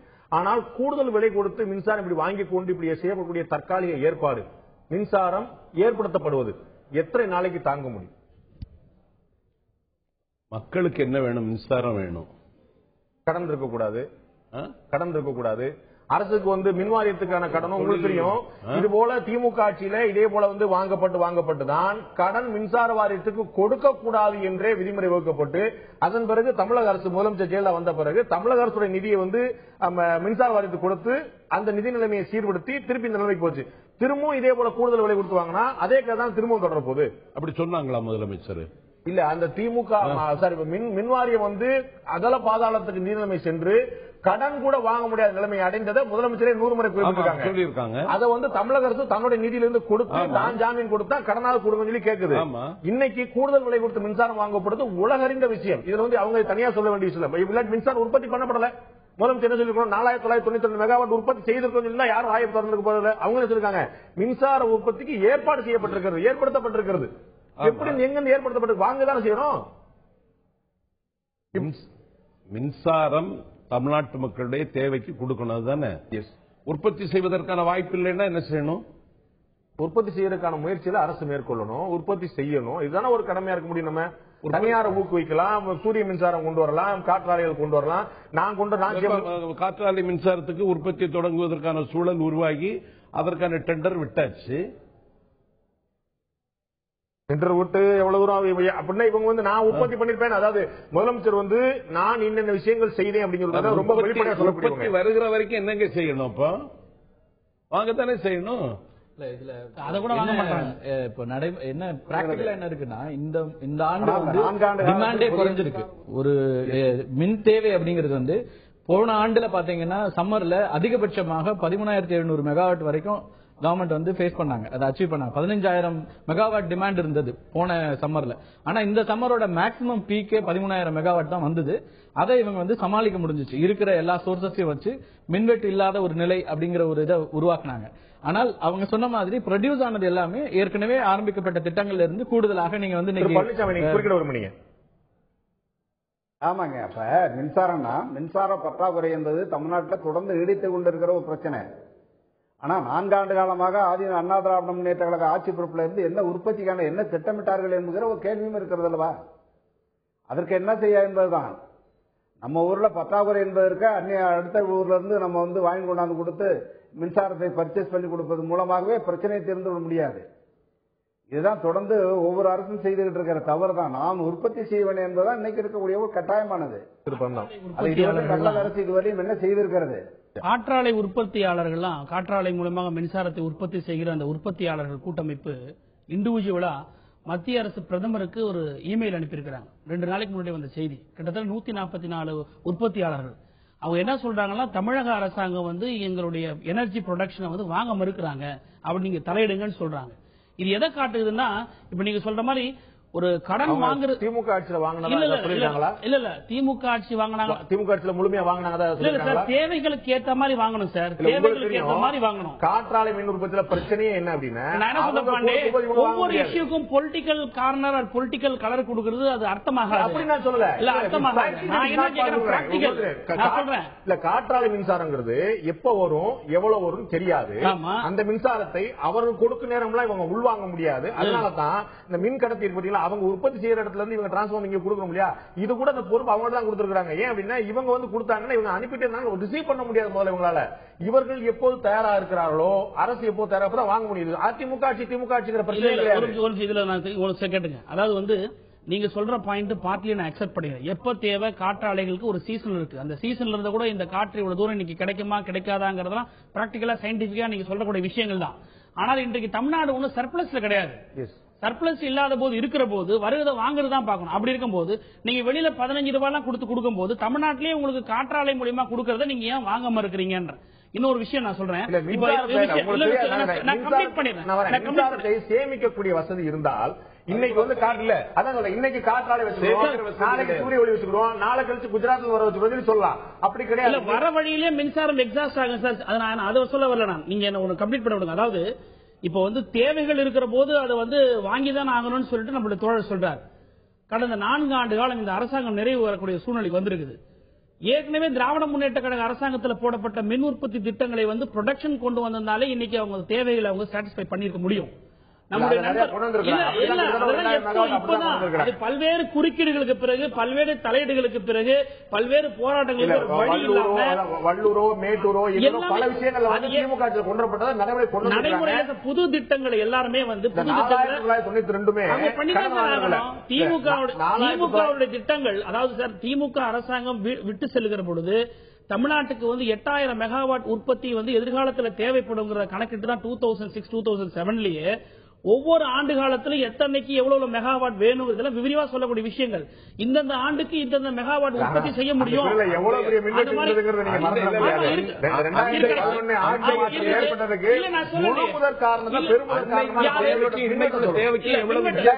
ஆட்சி மாற்றத்துக்கு 1000 காரணம். 2 மணி நேரம்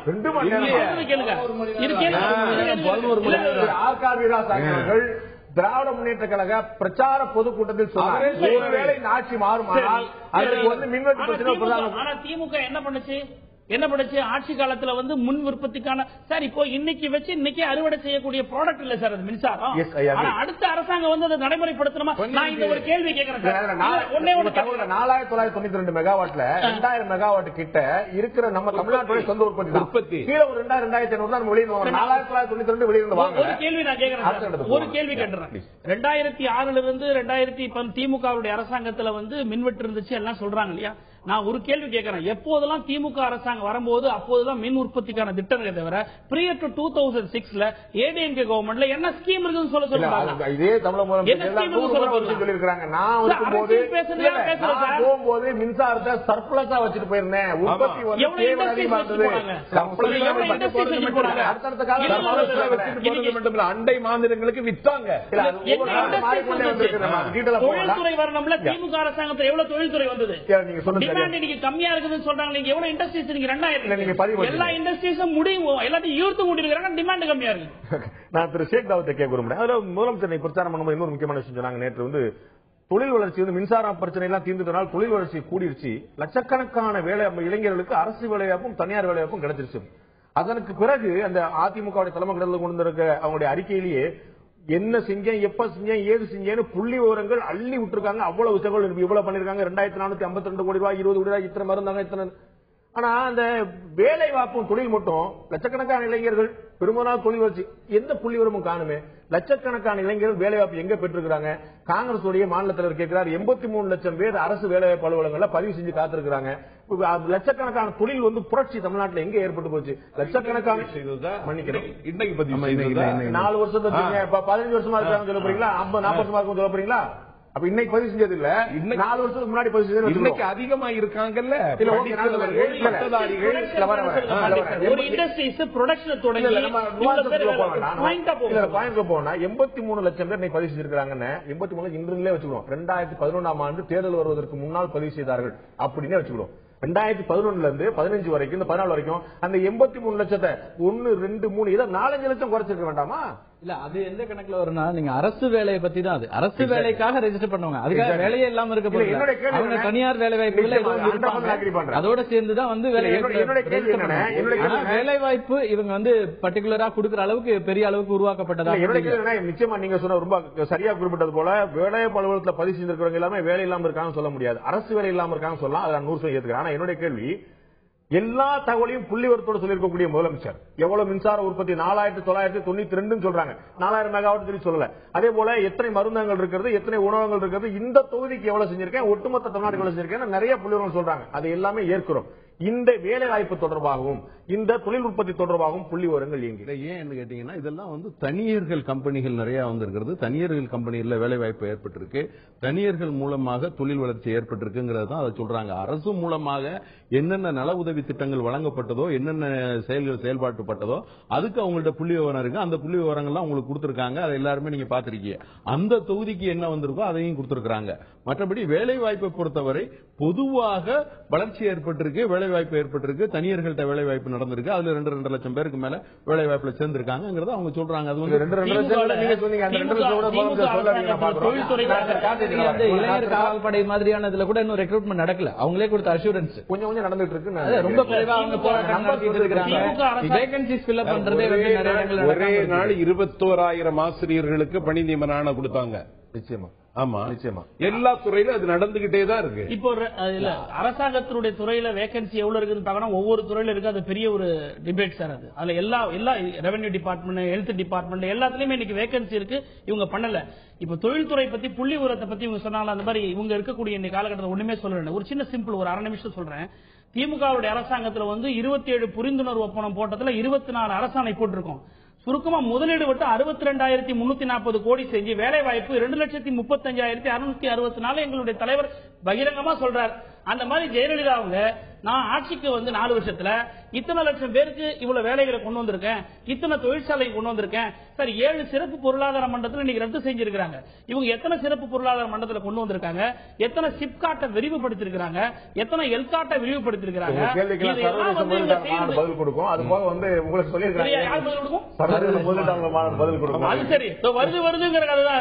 கார்த்தி செல்வன் கேட்க விரும்புறேன். இடைவெளிக்கு முன்னாடி கேட்ட ஒரு கேள்விதான். தமிழக முதலமைச்சர் வந்து மதுரையில வந்து கடந்த ஆட்சி திராவிட முன்னேற்ற கழகத்துடைய ஆட்சியுடைய இறுதி காலத்தில் மதுரையில பொதுக்கூட்டம் நடத்தும் போது, கோயம்புத்தூர், மதுரை, திருச்சி நடத்தும் போது திராவிட முன்னேற்ற கழகத்தை போட்டு பொழந்து கட்டி எடுத்தாங்கன்னு சொல்லலாம். மதுரையில கூட்டம் நடக்கும் போது அங்கு வந்து அப்போது குற்றம் சாட்டப்பட்டு கொண்டிருந்த திரு அழகிரியுடைய ஆதரவாளர் என்று பெயரிட்டு பெரிய பட்டியலை வாசிட்டு ஒவ்வொருத்தருடைய பெயரும் அட்டாக் பாண்டி, அணுகுண்டு முரசு, ஏதோ நிறைய சொல்லி அவ்வளவு பாக்குறாங்க. இன்னைக்கு இவங்க தேர்தல் பிரச்சாரம் செய்யும்போது முதல் ஆரம்பத்தில் சொல்றாங்க, நான் யாரையும் குறை சொல்லி பிரச்சாரம் செய்ய விரும்பல, என்னுடைய நிறைகளை சொல்லி நான் செய்ய விரும்புறேன். எதிர்க்கட்சியினுடைய ஒரு அங்கீகரிக்கப்பட்ட அரசியல் கட்சியாக கூடிய இந்திய கம்யூனிஸ்ட் கட்சியுடைய வேட்பாளரை பத்தி பேசும்போது அவங்க ஒரு நான்கு வசதி தான் போட்டிருந்தாங்க, ஒரு பேருக்கா போட்டிருந்தாங்க. இந்த கட்சிகள் எல்லாமே, இந்த கட்சிகளே சட்டசபையில என்னையும் இந்த ஆட்சியும் நிறைய பாராட்டினாங்க. இவ்வளவு மென்மையான விமர்சனம் எதிர்க்கட்சியின் மேல, இது ஒரு காரணம் இருக்குமா? இது இப்போ திடீர்னு அப்படி மென்மையான போக்குக்கு வந்துட்டாங்கன்னு நான் பார்க்கல. இதுக்கு முன்னாடி அவங்க விடுதலை வந்தது இல்லையா, கர்நாடக உயர்நீதிமன்றத்தினுடைய தீர்ப்பு வந்த பிறகு அது அவங்களுடைய வாழ்க்கையில ஆகச்சிறந்த பெரிய விஷயம். அந்த வழக்கு அப்படிங்கிறது தான் பெரிய அளவுக்கு அவங்க பார்த்துட்டே இருந்தாங்க. அதுல இருந்து விடுதலை அப்படிங்கும் போது வந்தப்போ அந்த அறிக்கையிலேயே கூட எதிர்க்கட்சிகள் அவ்வளவு ஒரு ஸ்ட்ராங்கா ஒன்னும் விமர்சிச்சிடல.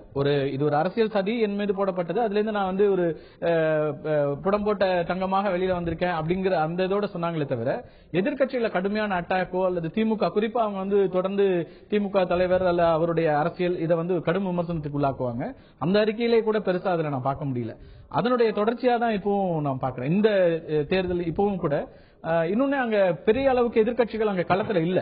அப்படி இல்லாத போது அதை பத்தி பெருசா பேசுறதுக்கான அவசியமும் இல்ல அப்படிங்கறதும் இல்ல, அதுக்கான அட்டென்ஷன் கொடுக்க வேணாம்னு கூட அவங்க நினைச்சிருந்திருக்கலாம்.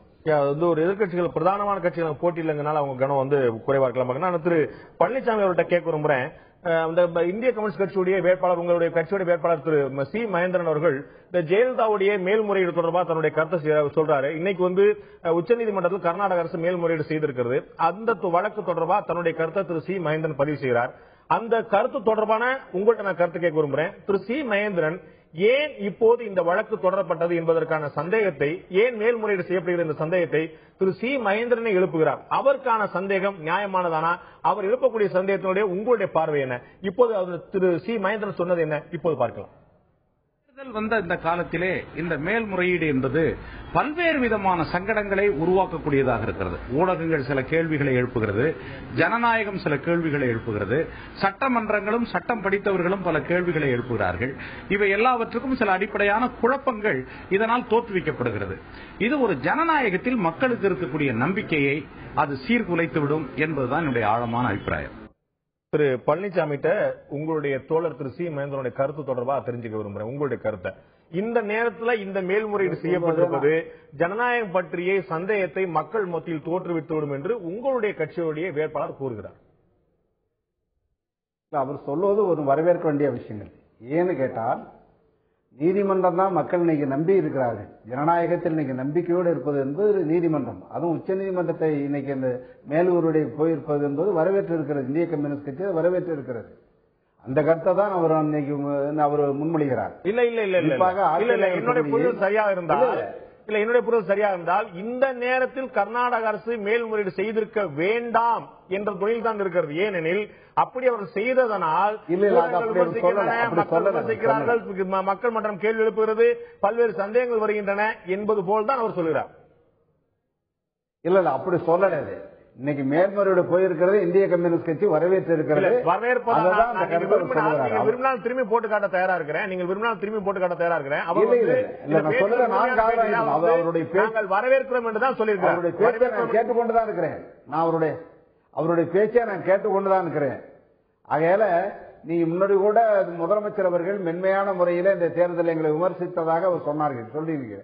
இதுவரையிலும் திராவிட முன்னேற்ற கழகம் ஆட்சியில் இருக்கிற போது இடைத்தேர்தல் வந்தா அதிமுக போட்டியிடாது.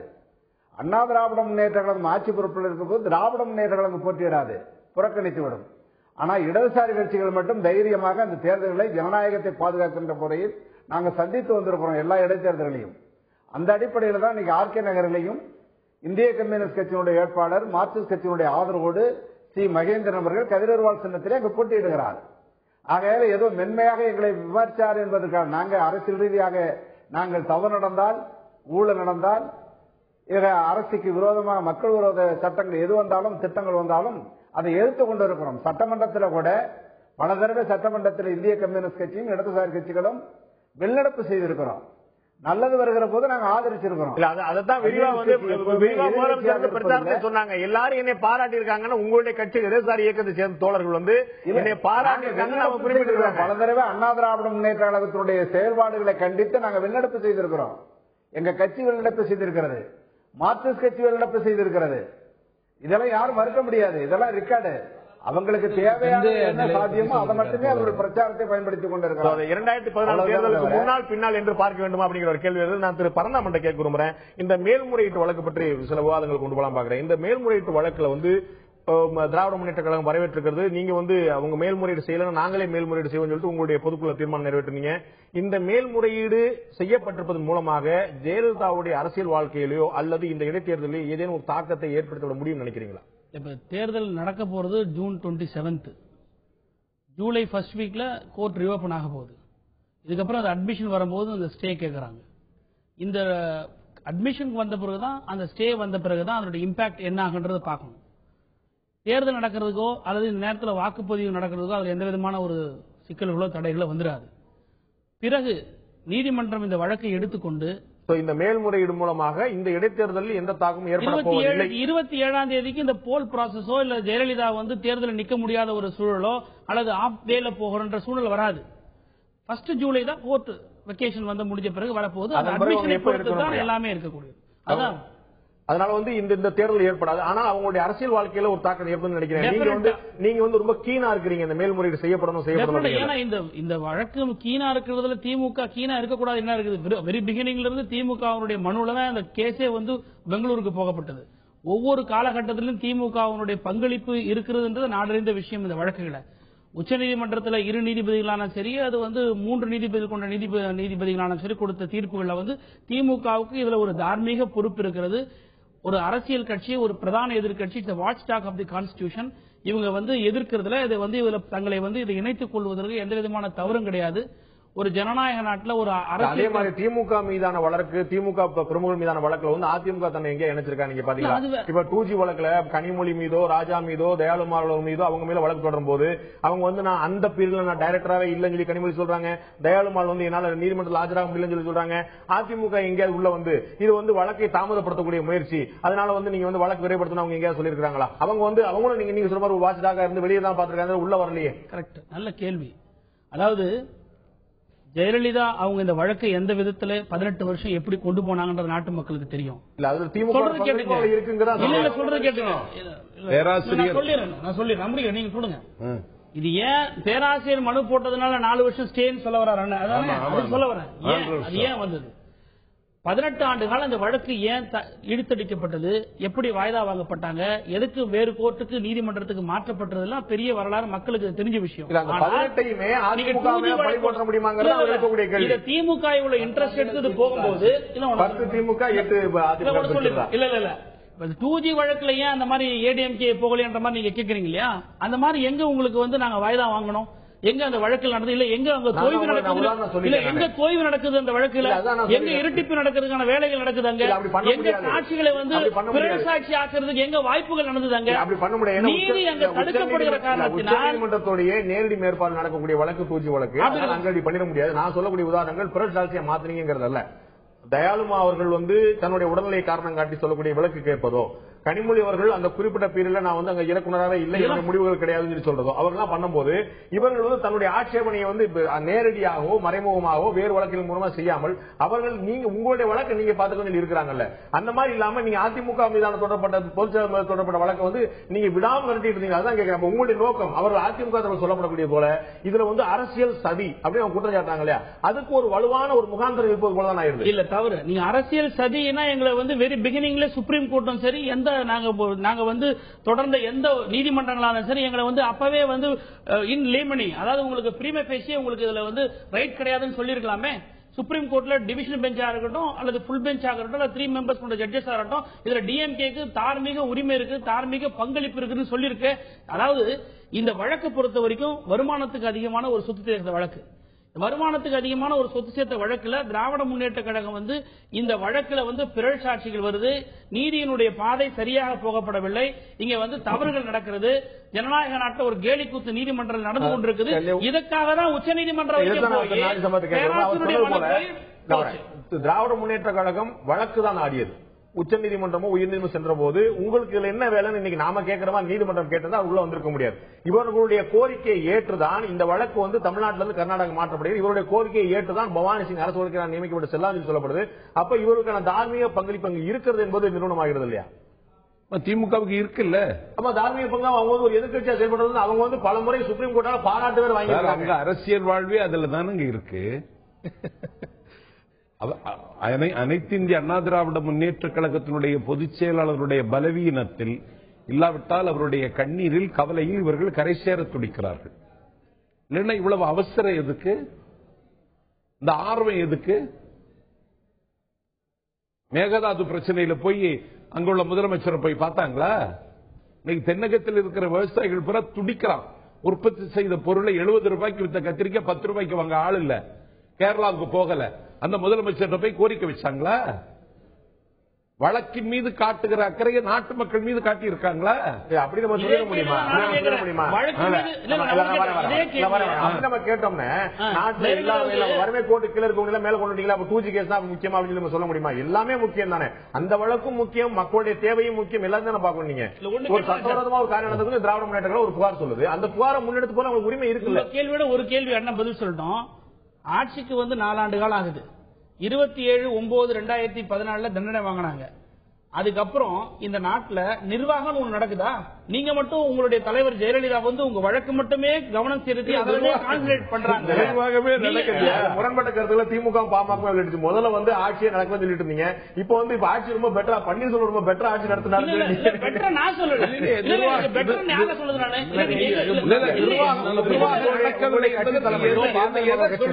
ஒரு நிமிஷம் இருங்க. அதாவது 27/9 அப்புறம் சொன்னது என்னமோ பன்னீர்செல்வத்துடைய அரசாங்கத்தை பெட்டர் சொல்ல வரல, இன்னும் வஸ்ட் அது. அதுக்கு முன்னாடி ஜெயலலிதா ஏதாவது ஒண்ணு செய்யணுங்கிற மாதிரி ஒரு வேலையை காட்டிக்கிட்டு இருந்தாங்க.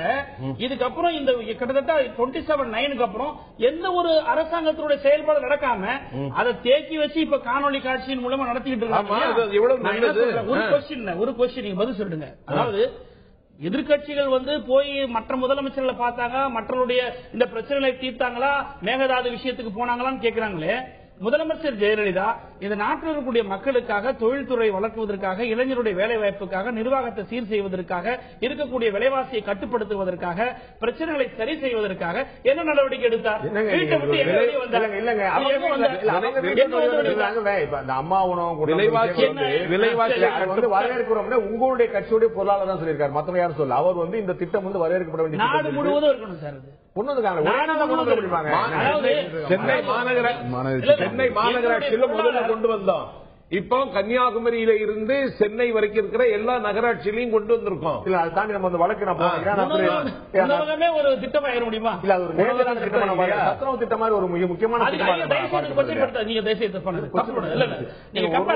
சத்துணவுங்கிறது வந்து அது வேற, இது வந்து இது அம்மா உணவுங்கிறது வேற. விலை இல்லாத அரிசி வந்து உங்களுடைய ஆட்சியில் கொடுக்கப்பட்ட இலவசமான அரிசி நம்ம கொடுக்கப்பட்ட போது வந்து எல்லாரும் மக்களை வந்து பிச்சைக்காரனாக முயற்சி எல்லாரும் சொல்லதான் செஞ்சாங்க. ஆனா அது எவ்வளவு அத்தியாவசியத்தை இருந்ததுன்னு நீங்க மறுக்க முடியுமா?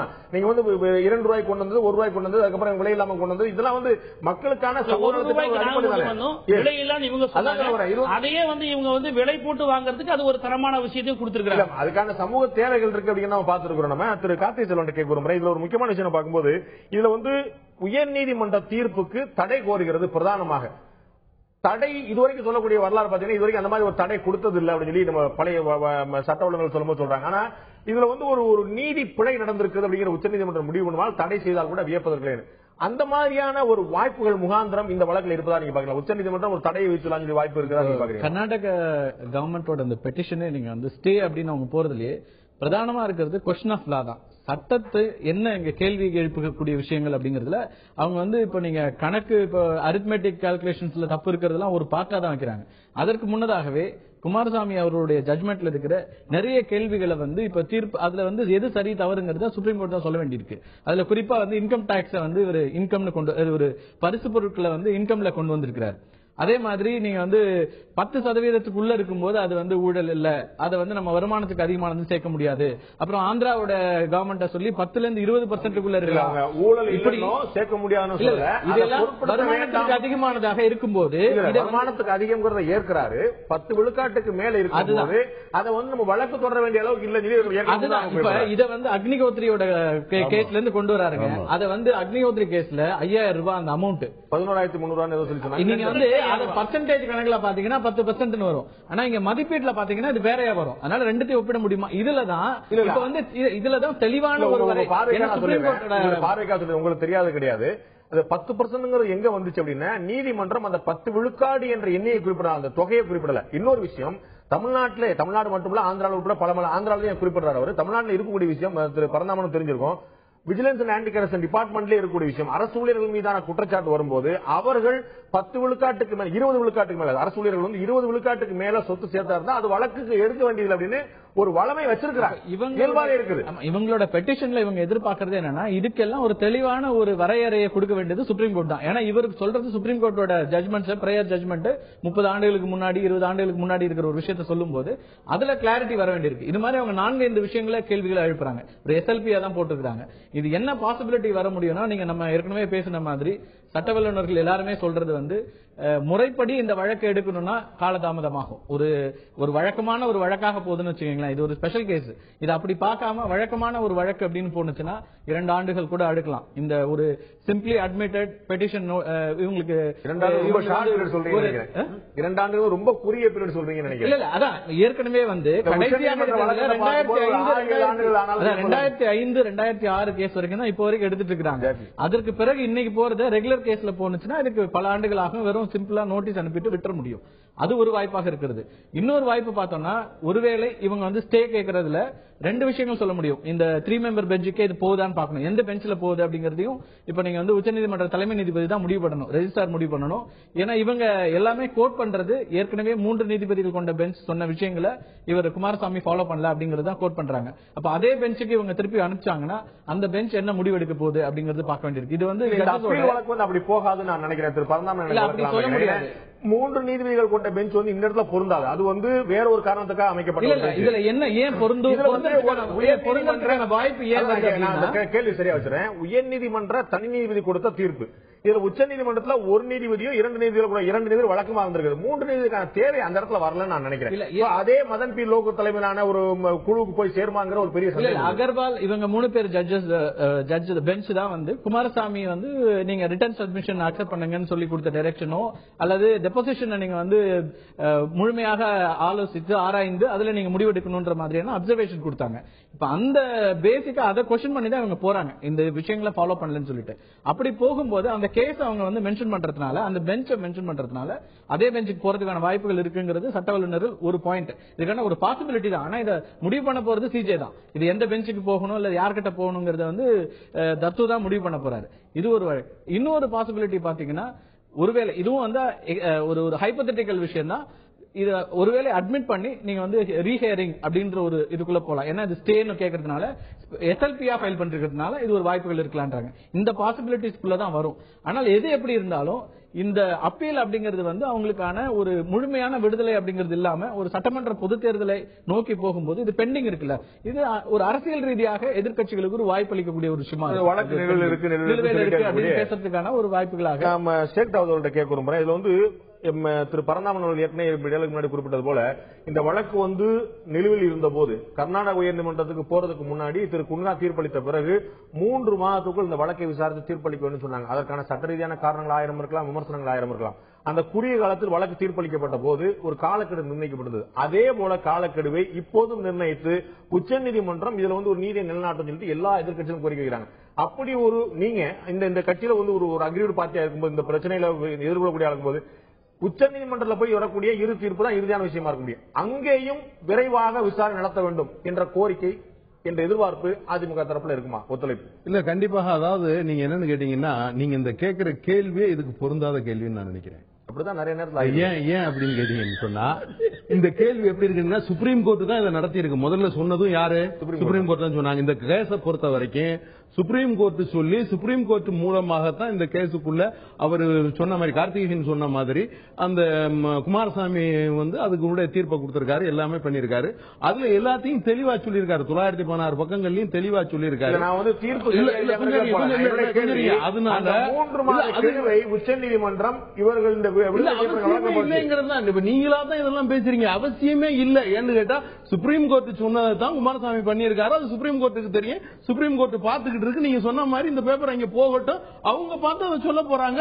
அதுக்கு இவ்வளவு அவசரங்கள். நான் கேட்கறது எந்த மாதிரி தீர்ப்பு வர வேண்டும் என்றோ, என்ன குமாரசாமி அவர்கள் சரியான தீர்ப்பளித்திருக்கிறார் இல்லையா என்றோ கேள்வி அல்ல. இந்த வழக்கை 3 மாதத்துக்குள் விசாரிக்க வேண்டும் என்று உச்சநீதிமன்றம் காலக்கெடு விதித்தது.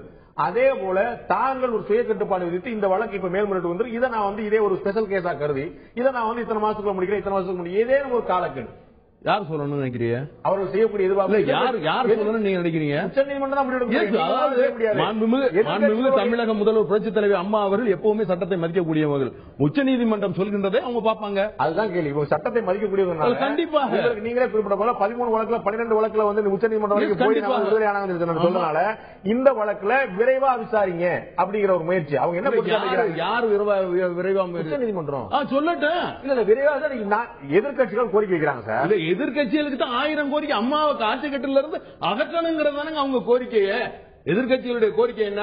அம்மா இங்க ஆட்சி நடத்தணுங்கிறது கோரிக்கையா? இல்ல அனைத்து இந்திய அண்ணா திராவிட முன்னேற்ற கழகம் இங்க இருக்கணுங்கிறது கோரிக்கையா? இல்லையங்க. அவங்களுக்கு அவங்க பிரச்சனை கேட்கிறேன். ஒரு பேச்சுக்கு அதிமுக முன் வந்து இந்த வழக்கை வந்து விரைந்து விசாரிக்கணும்னு சொல்லி ஒரு அதிமுக ஏன் சொல்லணும்? ஏன் அப்படின்னா என்ன காரணம்? இல்ல உச்சநீதிமன்றம் வரை சென்று இப்ப பாருங்க அவர் கார்த்திகை சொல்லம் குறிப்பிட்டது போல இந்த வழக்கு நிலுவையில் இருக்கிற நாள் வரைக்கும் எதிர்கட்சிகள் விட போறதில்லை. சொல்லட்டும், மக்களுக்கு தெரியல. நாங்க மக்களை தானே சந்திக்கிறோம், எதிர்கட்சிக்காரங்களையா சந்திச்சிருக்கோம். என்னுடைய கேள்வி என்ன, இவங்க சொல்ல சொல்ல அதிக அளவுல அதிமுக ஜெயிக்கும்.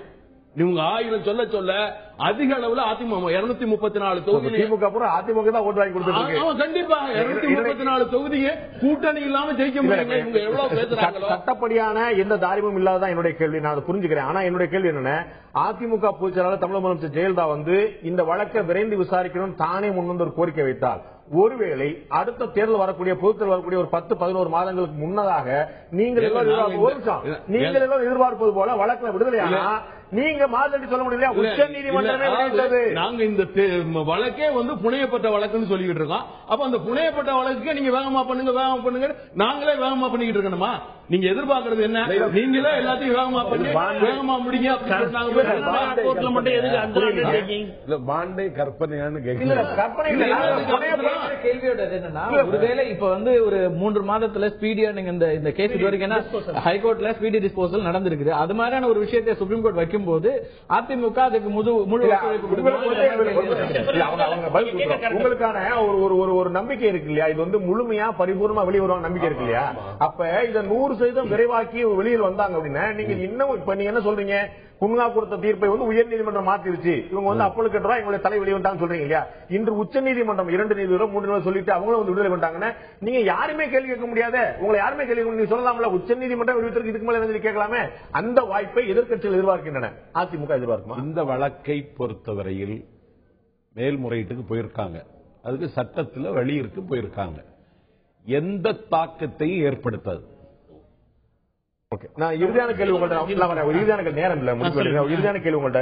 திரு KTS துளசி ஒரு சீனியர் மோஸ்ட் அட்வொகேட், உங்களுக்கு நல்லா தெரியும். அவர் சொல்றார், கர்நாடக அரசுக்கு இதுல லோக்கல் ஸ்டாண்டியே கிடையாது, அவர்களுக்கான தார்மீக உரிமை கிடையாது. அவங்க வந்து ஒரு வழக்கு அங்க நடத்தது சொன்னாங்க, வழக்கு முடிஞ்சு போச்சு. அங்க அவங்களுடைய லாஜிக்கல் எண்ட் அங்க வந்துருச்சு. இதற்கு பிறகு அந்த வழக்குல மேல்முறையீடு போகணுங்கிற முடிவு அவங்களுக்கு தேவையில்லை. இது இரு மாநில உறவுகளை கடுமையா பாதிக்கும் என்று திரு துளசி சொல்றார். துளசி வந்து ஜெயலலிதாவுக்கு ஆதரவாக ஏதோ பேச வேண்டிய அவசியத்தில் இல்லாதவர். அவர் வந்து திமுகவுக்கும் ஆதரவாக ஆஜராவாரு, அதிமுக ஆஜராவார். அவர் சீனியர் மோஸ்ட். அவருடைய பார்வை உச்சநீதிமன்றத்துக்கு வராதா? அதிமுக இந்த வழக்கை எதிர்கொள்வதற்கு முன்னால் கர்நாடக அரசு இந்த மேல்முறையீடு செய்வதற்கான லோக்கல் ஸ்டாண்டியே இல்ல என்ற கேள்வி எழுப்பினால் இன்னமும் இழுத்துக் கொண்டே போய் இது வந்து யுகம் யுகமா போயிடாதா? நீங்க சொல்ற கருத்து வந்து அந்த உச்சநீதிமன்ற சீனியர் அட்வொகேட் பர்சனல் அசம்ஷன். அது வந்து ஒவ்வொருத்தரும் ஒரு லீகல் பிரிஸ்கிரிப்ஷன்ஸ் எப்படி கொண்டு போறாங்கன்றதான் கோர்ட்ல அவங்களுடைய ஆர்குமெண்ட். அது இல்ல, அவர் அரசியல் சாசன விளக்கமே கொடுக்கக்கூடிய.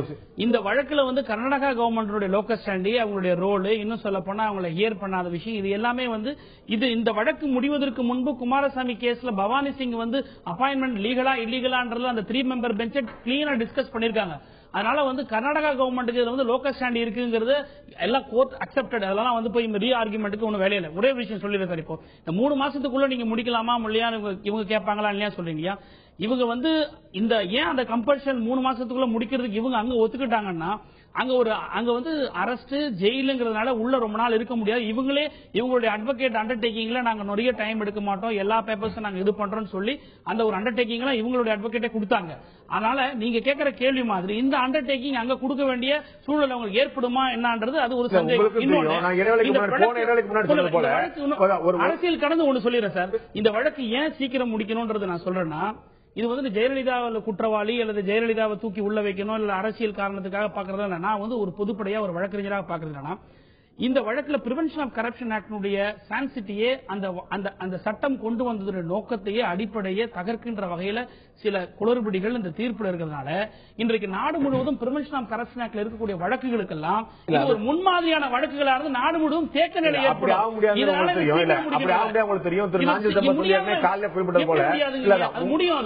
நான் சொல்ற முடியும். இந்த வழக்கு பெண்டன்சியை வச்சுக்கிட்டு எல்லா பிரிவென்ஷன் ஆஃப் கரப்ஷன் ஆக்ட்ல இருக்கிறவங்க எல்லாருமே வந்து இன்ட்ரீமா ரிலீஃப் வாங்கிட்டு போயிட்டு பண்ண முடியாது. உங்களுக்கு தெரியும். ஒரு நிமிஷம் முடியாதுன்னு அப்ரோச் பண்ண முடியாது. as an advocate I can challenge that they will take இல்ல நான் ஒரு அட்வொகேட்டா இருக்க வேண்டிய அவசியம் இல்ல. நான் வந்து நானே நீதிமன்றத்தில் வாதாடக்கூடிய தகுதி பிரச்சனை இருக்கேன். நீங்க முடியும் சொல்லும்போது நீங்க முடியும் சொல்லும்போது முடியாது சொல்வதற்கான ஒரு உரிமை எனக்கு இருக்கு. சட்ட ரீதியில் இல்லன்னு சொல்றேன். ஏன் அப்படி சொல்றது உங்களுக்கு இருக்கலாம், முடியும் சொல்றீங்க. ஏன் அப்படி சொல்றேன்? நீங்க வந்து சட்ட ரீதியில நம்ம பார்க்கணும். நீதியரசர் குமாரசாமியோட தீர்ப்புல சில பிழைகளை நீங்க பாக்குறீங்க, அதிமுக சில பிள்ளைகளை பாக்குறது. நமது எம்ஜிஆரோட வருமானம் கருத்துல கொள்ளப்படல, கொடநாடு எஸ்டேட்டோட வருமானம் கருத்துல கொள்ளப்படல, ஒட்டுமொத்த சந்தால வந்து ஒரு பிரச்சனை இருக்கு. அவங்க ஒரு வருமானம் ஒரு பிரச்சனை சொன்னாங்க. இதெல்லாம் வந்து இன்னும் போய் மைனஸ்ல வந்து 10%க்குள்ள 8.12 விழுக்காடு இருக்குங்கிறதே தப்பு. இன்னும் மைனஸ்ல இருந்து வருமானத்துக்கு மேல வரலாம் அவங்களுடைய நிலைப்பாடு இருக்குது. எது சரிங்கிறதா உச்சநீதிமன்றம் முடிவு பண்ண ultimate authority law of the land sir. அதனுடைய தீர்ப்பு உச்சநீதிமன்றத்துடைய தீர்ப்பு தான் எல்லாருமே ஏற்றுக்கணும். நிச்சயமாக உச்சநீதிமன்ற தீர்ப்பு தான் ஒரு இறுதியான தீர்ப்பா இருக்க போறது. நிச்சயமாக 12 வழக்குகள் மேல வந்து விடுதலை பெற்று இருக்கக்கூடிய தமிழக முதலமைச்சர் ஜெயலலிதா இந்த வழக்கில் அவருடைய அரசியல் எதிர்காலம் என்னவாக போகிறது, அதில் எப்படிப்பட்ட தாக்கத்தை இந்த தீர்ப்பு வழங்க போகிறது, இப்போதுதான் வழக்கு தாக்கல் செய்யப்பட்டிருக்கிறது. இதற்கு பிறகு அது வந்து அட்மிஷன் எடுக்கப்படும். உச்சநீதிமன்ற விடுமுறை காலம் முடிந்த பிறகுதான் கூட நிச்சயமாக இதுபோன்ற வழக்குகளில் நீண்ட காலதாமதம் ஏற்படுது. உச்சநீதிமன்றத்தில் விடுவிக்கப்பட்ட ஒரு வழக்கிலிருந்து மேல்முறையீட்டுக்கு போகும்போது தாமதம் ஏற்படுவது இயல்பாக இருந்திருக்கிறது. திரு கார்த்திகை செல்வன் குறிப்பிட்டபோது 2005, 2006 போன்ற ஆண்டுகளில் இருக்கக்கூடிய வழக்குகள் தான் இப்போது உச்சநீதிமன்றம் நடந்து கொண்டிருக்கின்றன. இந்த வழக்கு எப்போது விசாரணைக்கு எடுத்துக் கொள்ளப்படும், அதில் விசாரணை எவ்வளவு காலம் நடக்கும், அதன் பிறகு தீர்ப்பு எப்படி வரும், எப்போது வரும், கேள்விக்குள்ளாகக்கூடிய விஷயம். நிச்சயமாக நம்மளால் ஒரு விஷயம் சொல்ல முடியும், எப்ப நடக்கக்கூடிய ஆர்கே நகர் இடைத்தேர்தலோ அல்லது 2014 நடக்கக்கூடிய சட்டமன்ற பொதுத் தேர்தலோ சட்ட ரீதியாக எந்த தாக்கத்தையும் ஏற்படுத்தாது என்று உத்தரவாக சொல்ல முடியும். அதற்கு முன்னால் அரசியல் ரீதியாக எதன் தாக்கத்தை ஏற்படுத்துகிறதா என்பதை பொறுத்திருந்தால் பார்க்கணும். இந்த நிகழ்ச்சியில் கலந்து கொண்டு கருத்து விருந்தினர்கள் 5 பேருக்கும் நன்றி. பார்த்த உங்களுக்கும் நன்றி நண்பர்களே. மீண்டும் இன்னொரு நிகழ்ச்சி சந்திப்போம். அதுவரை நன்றி, வணக்கம்.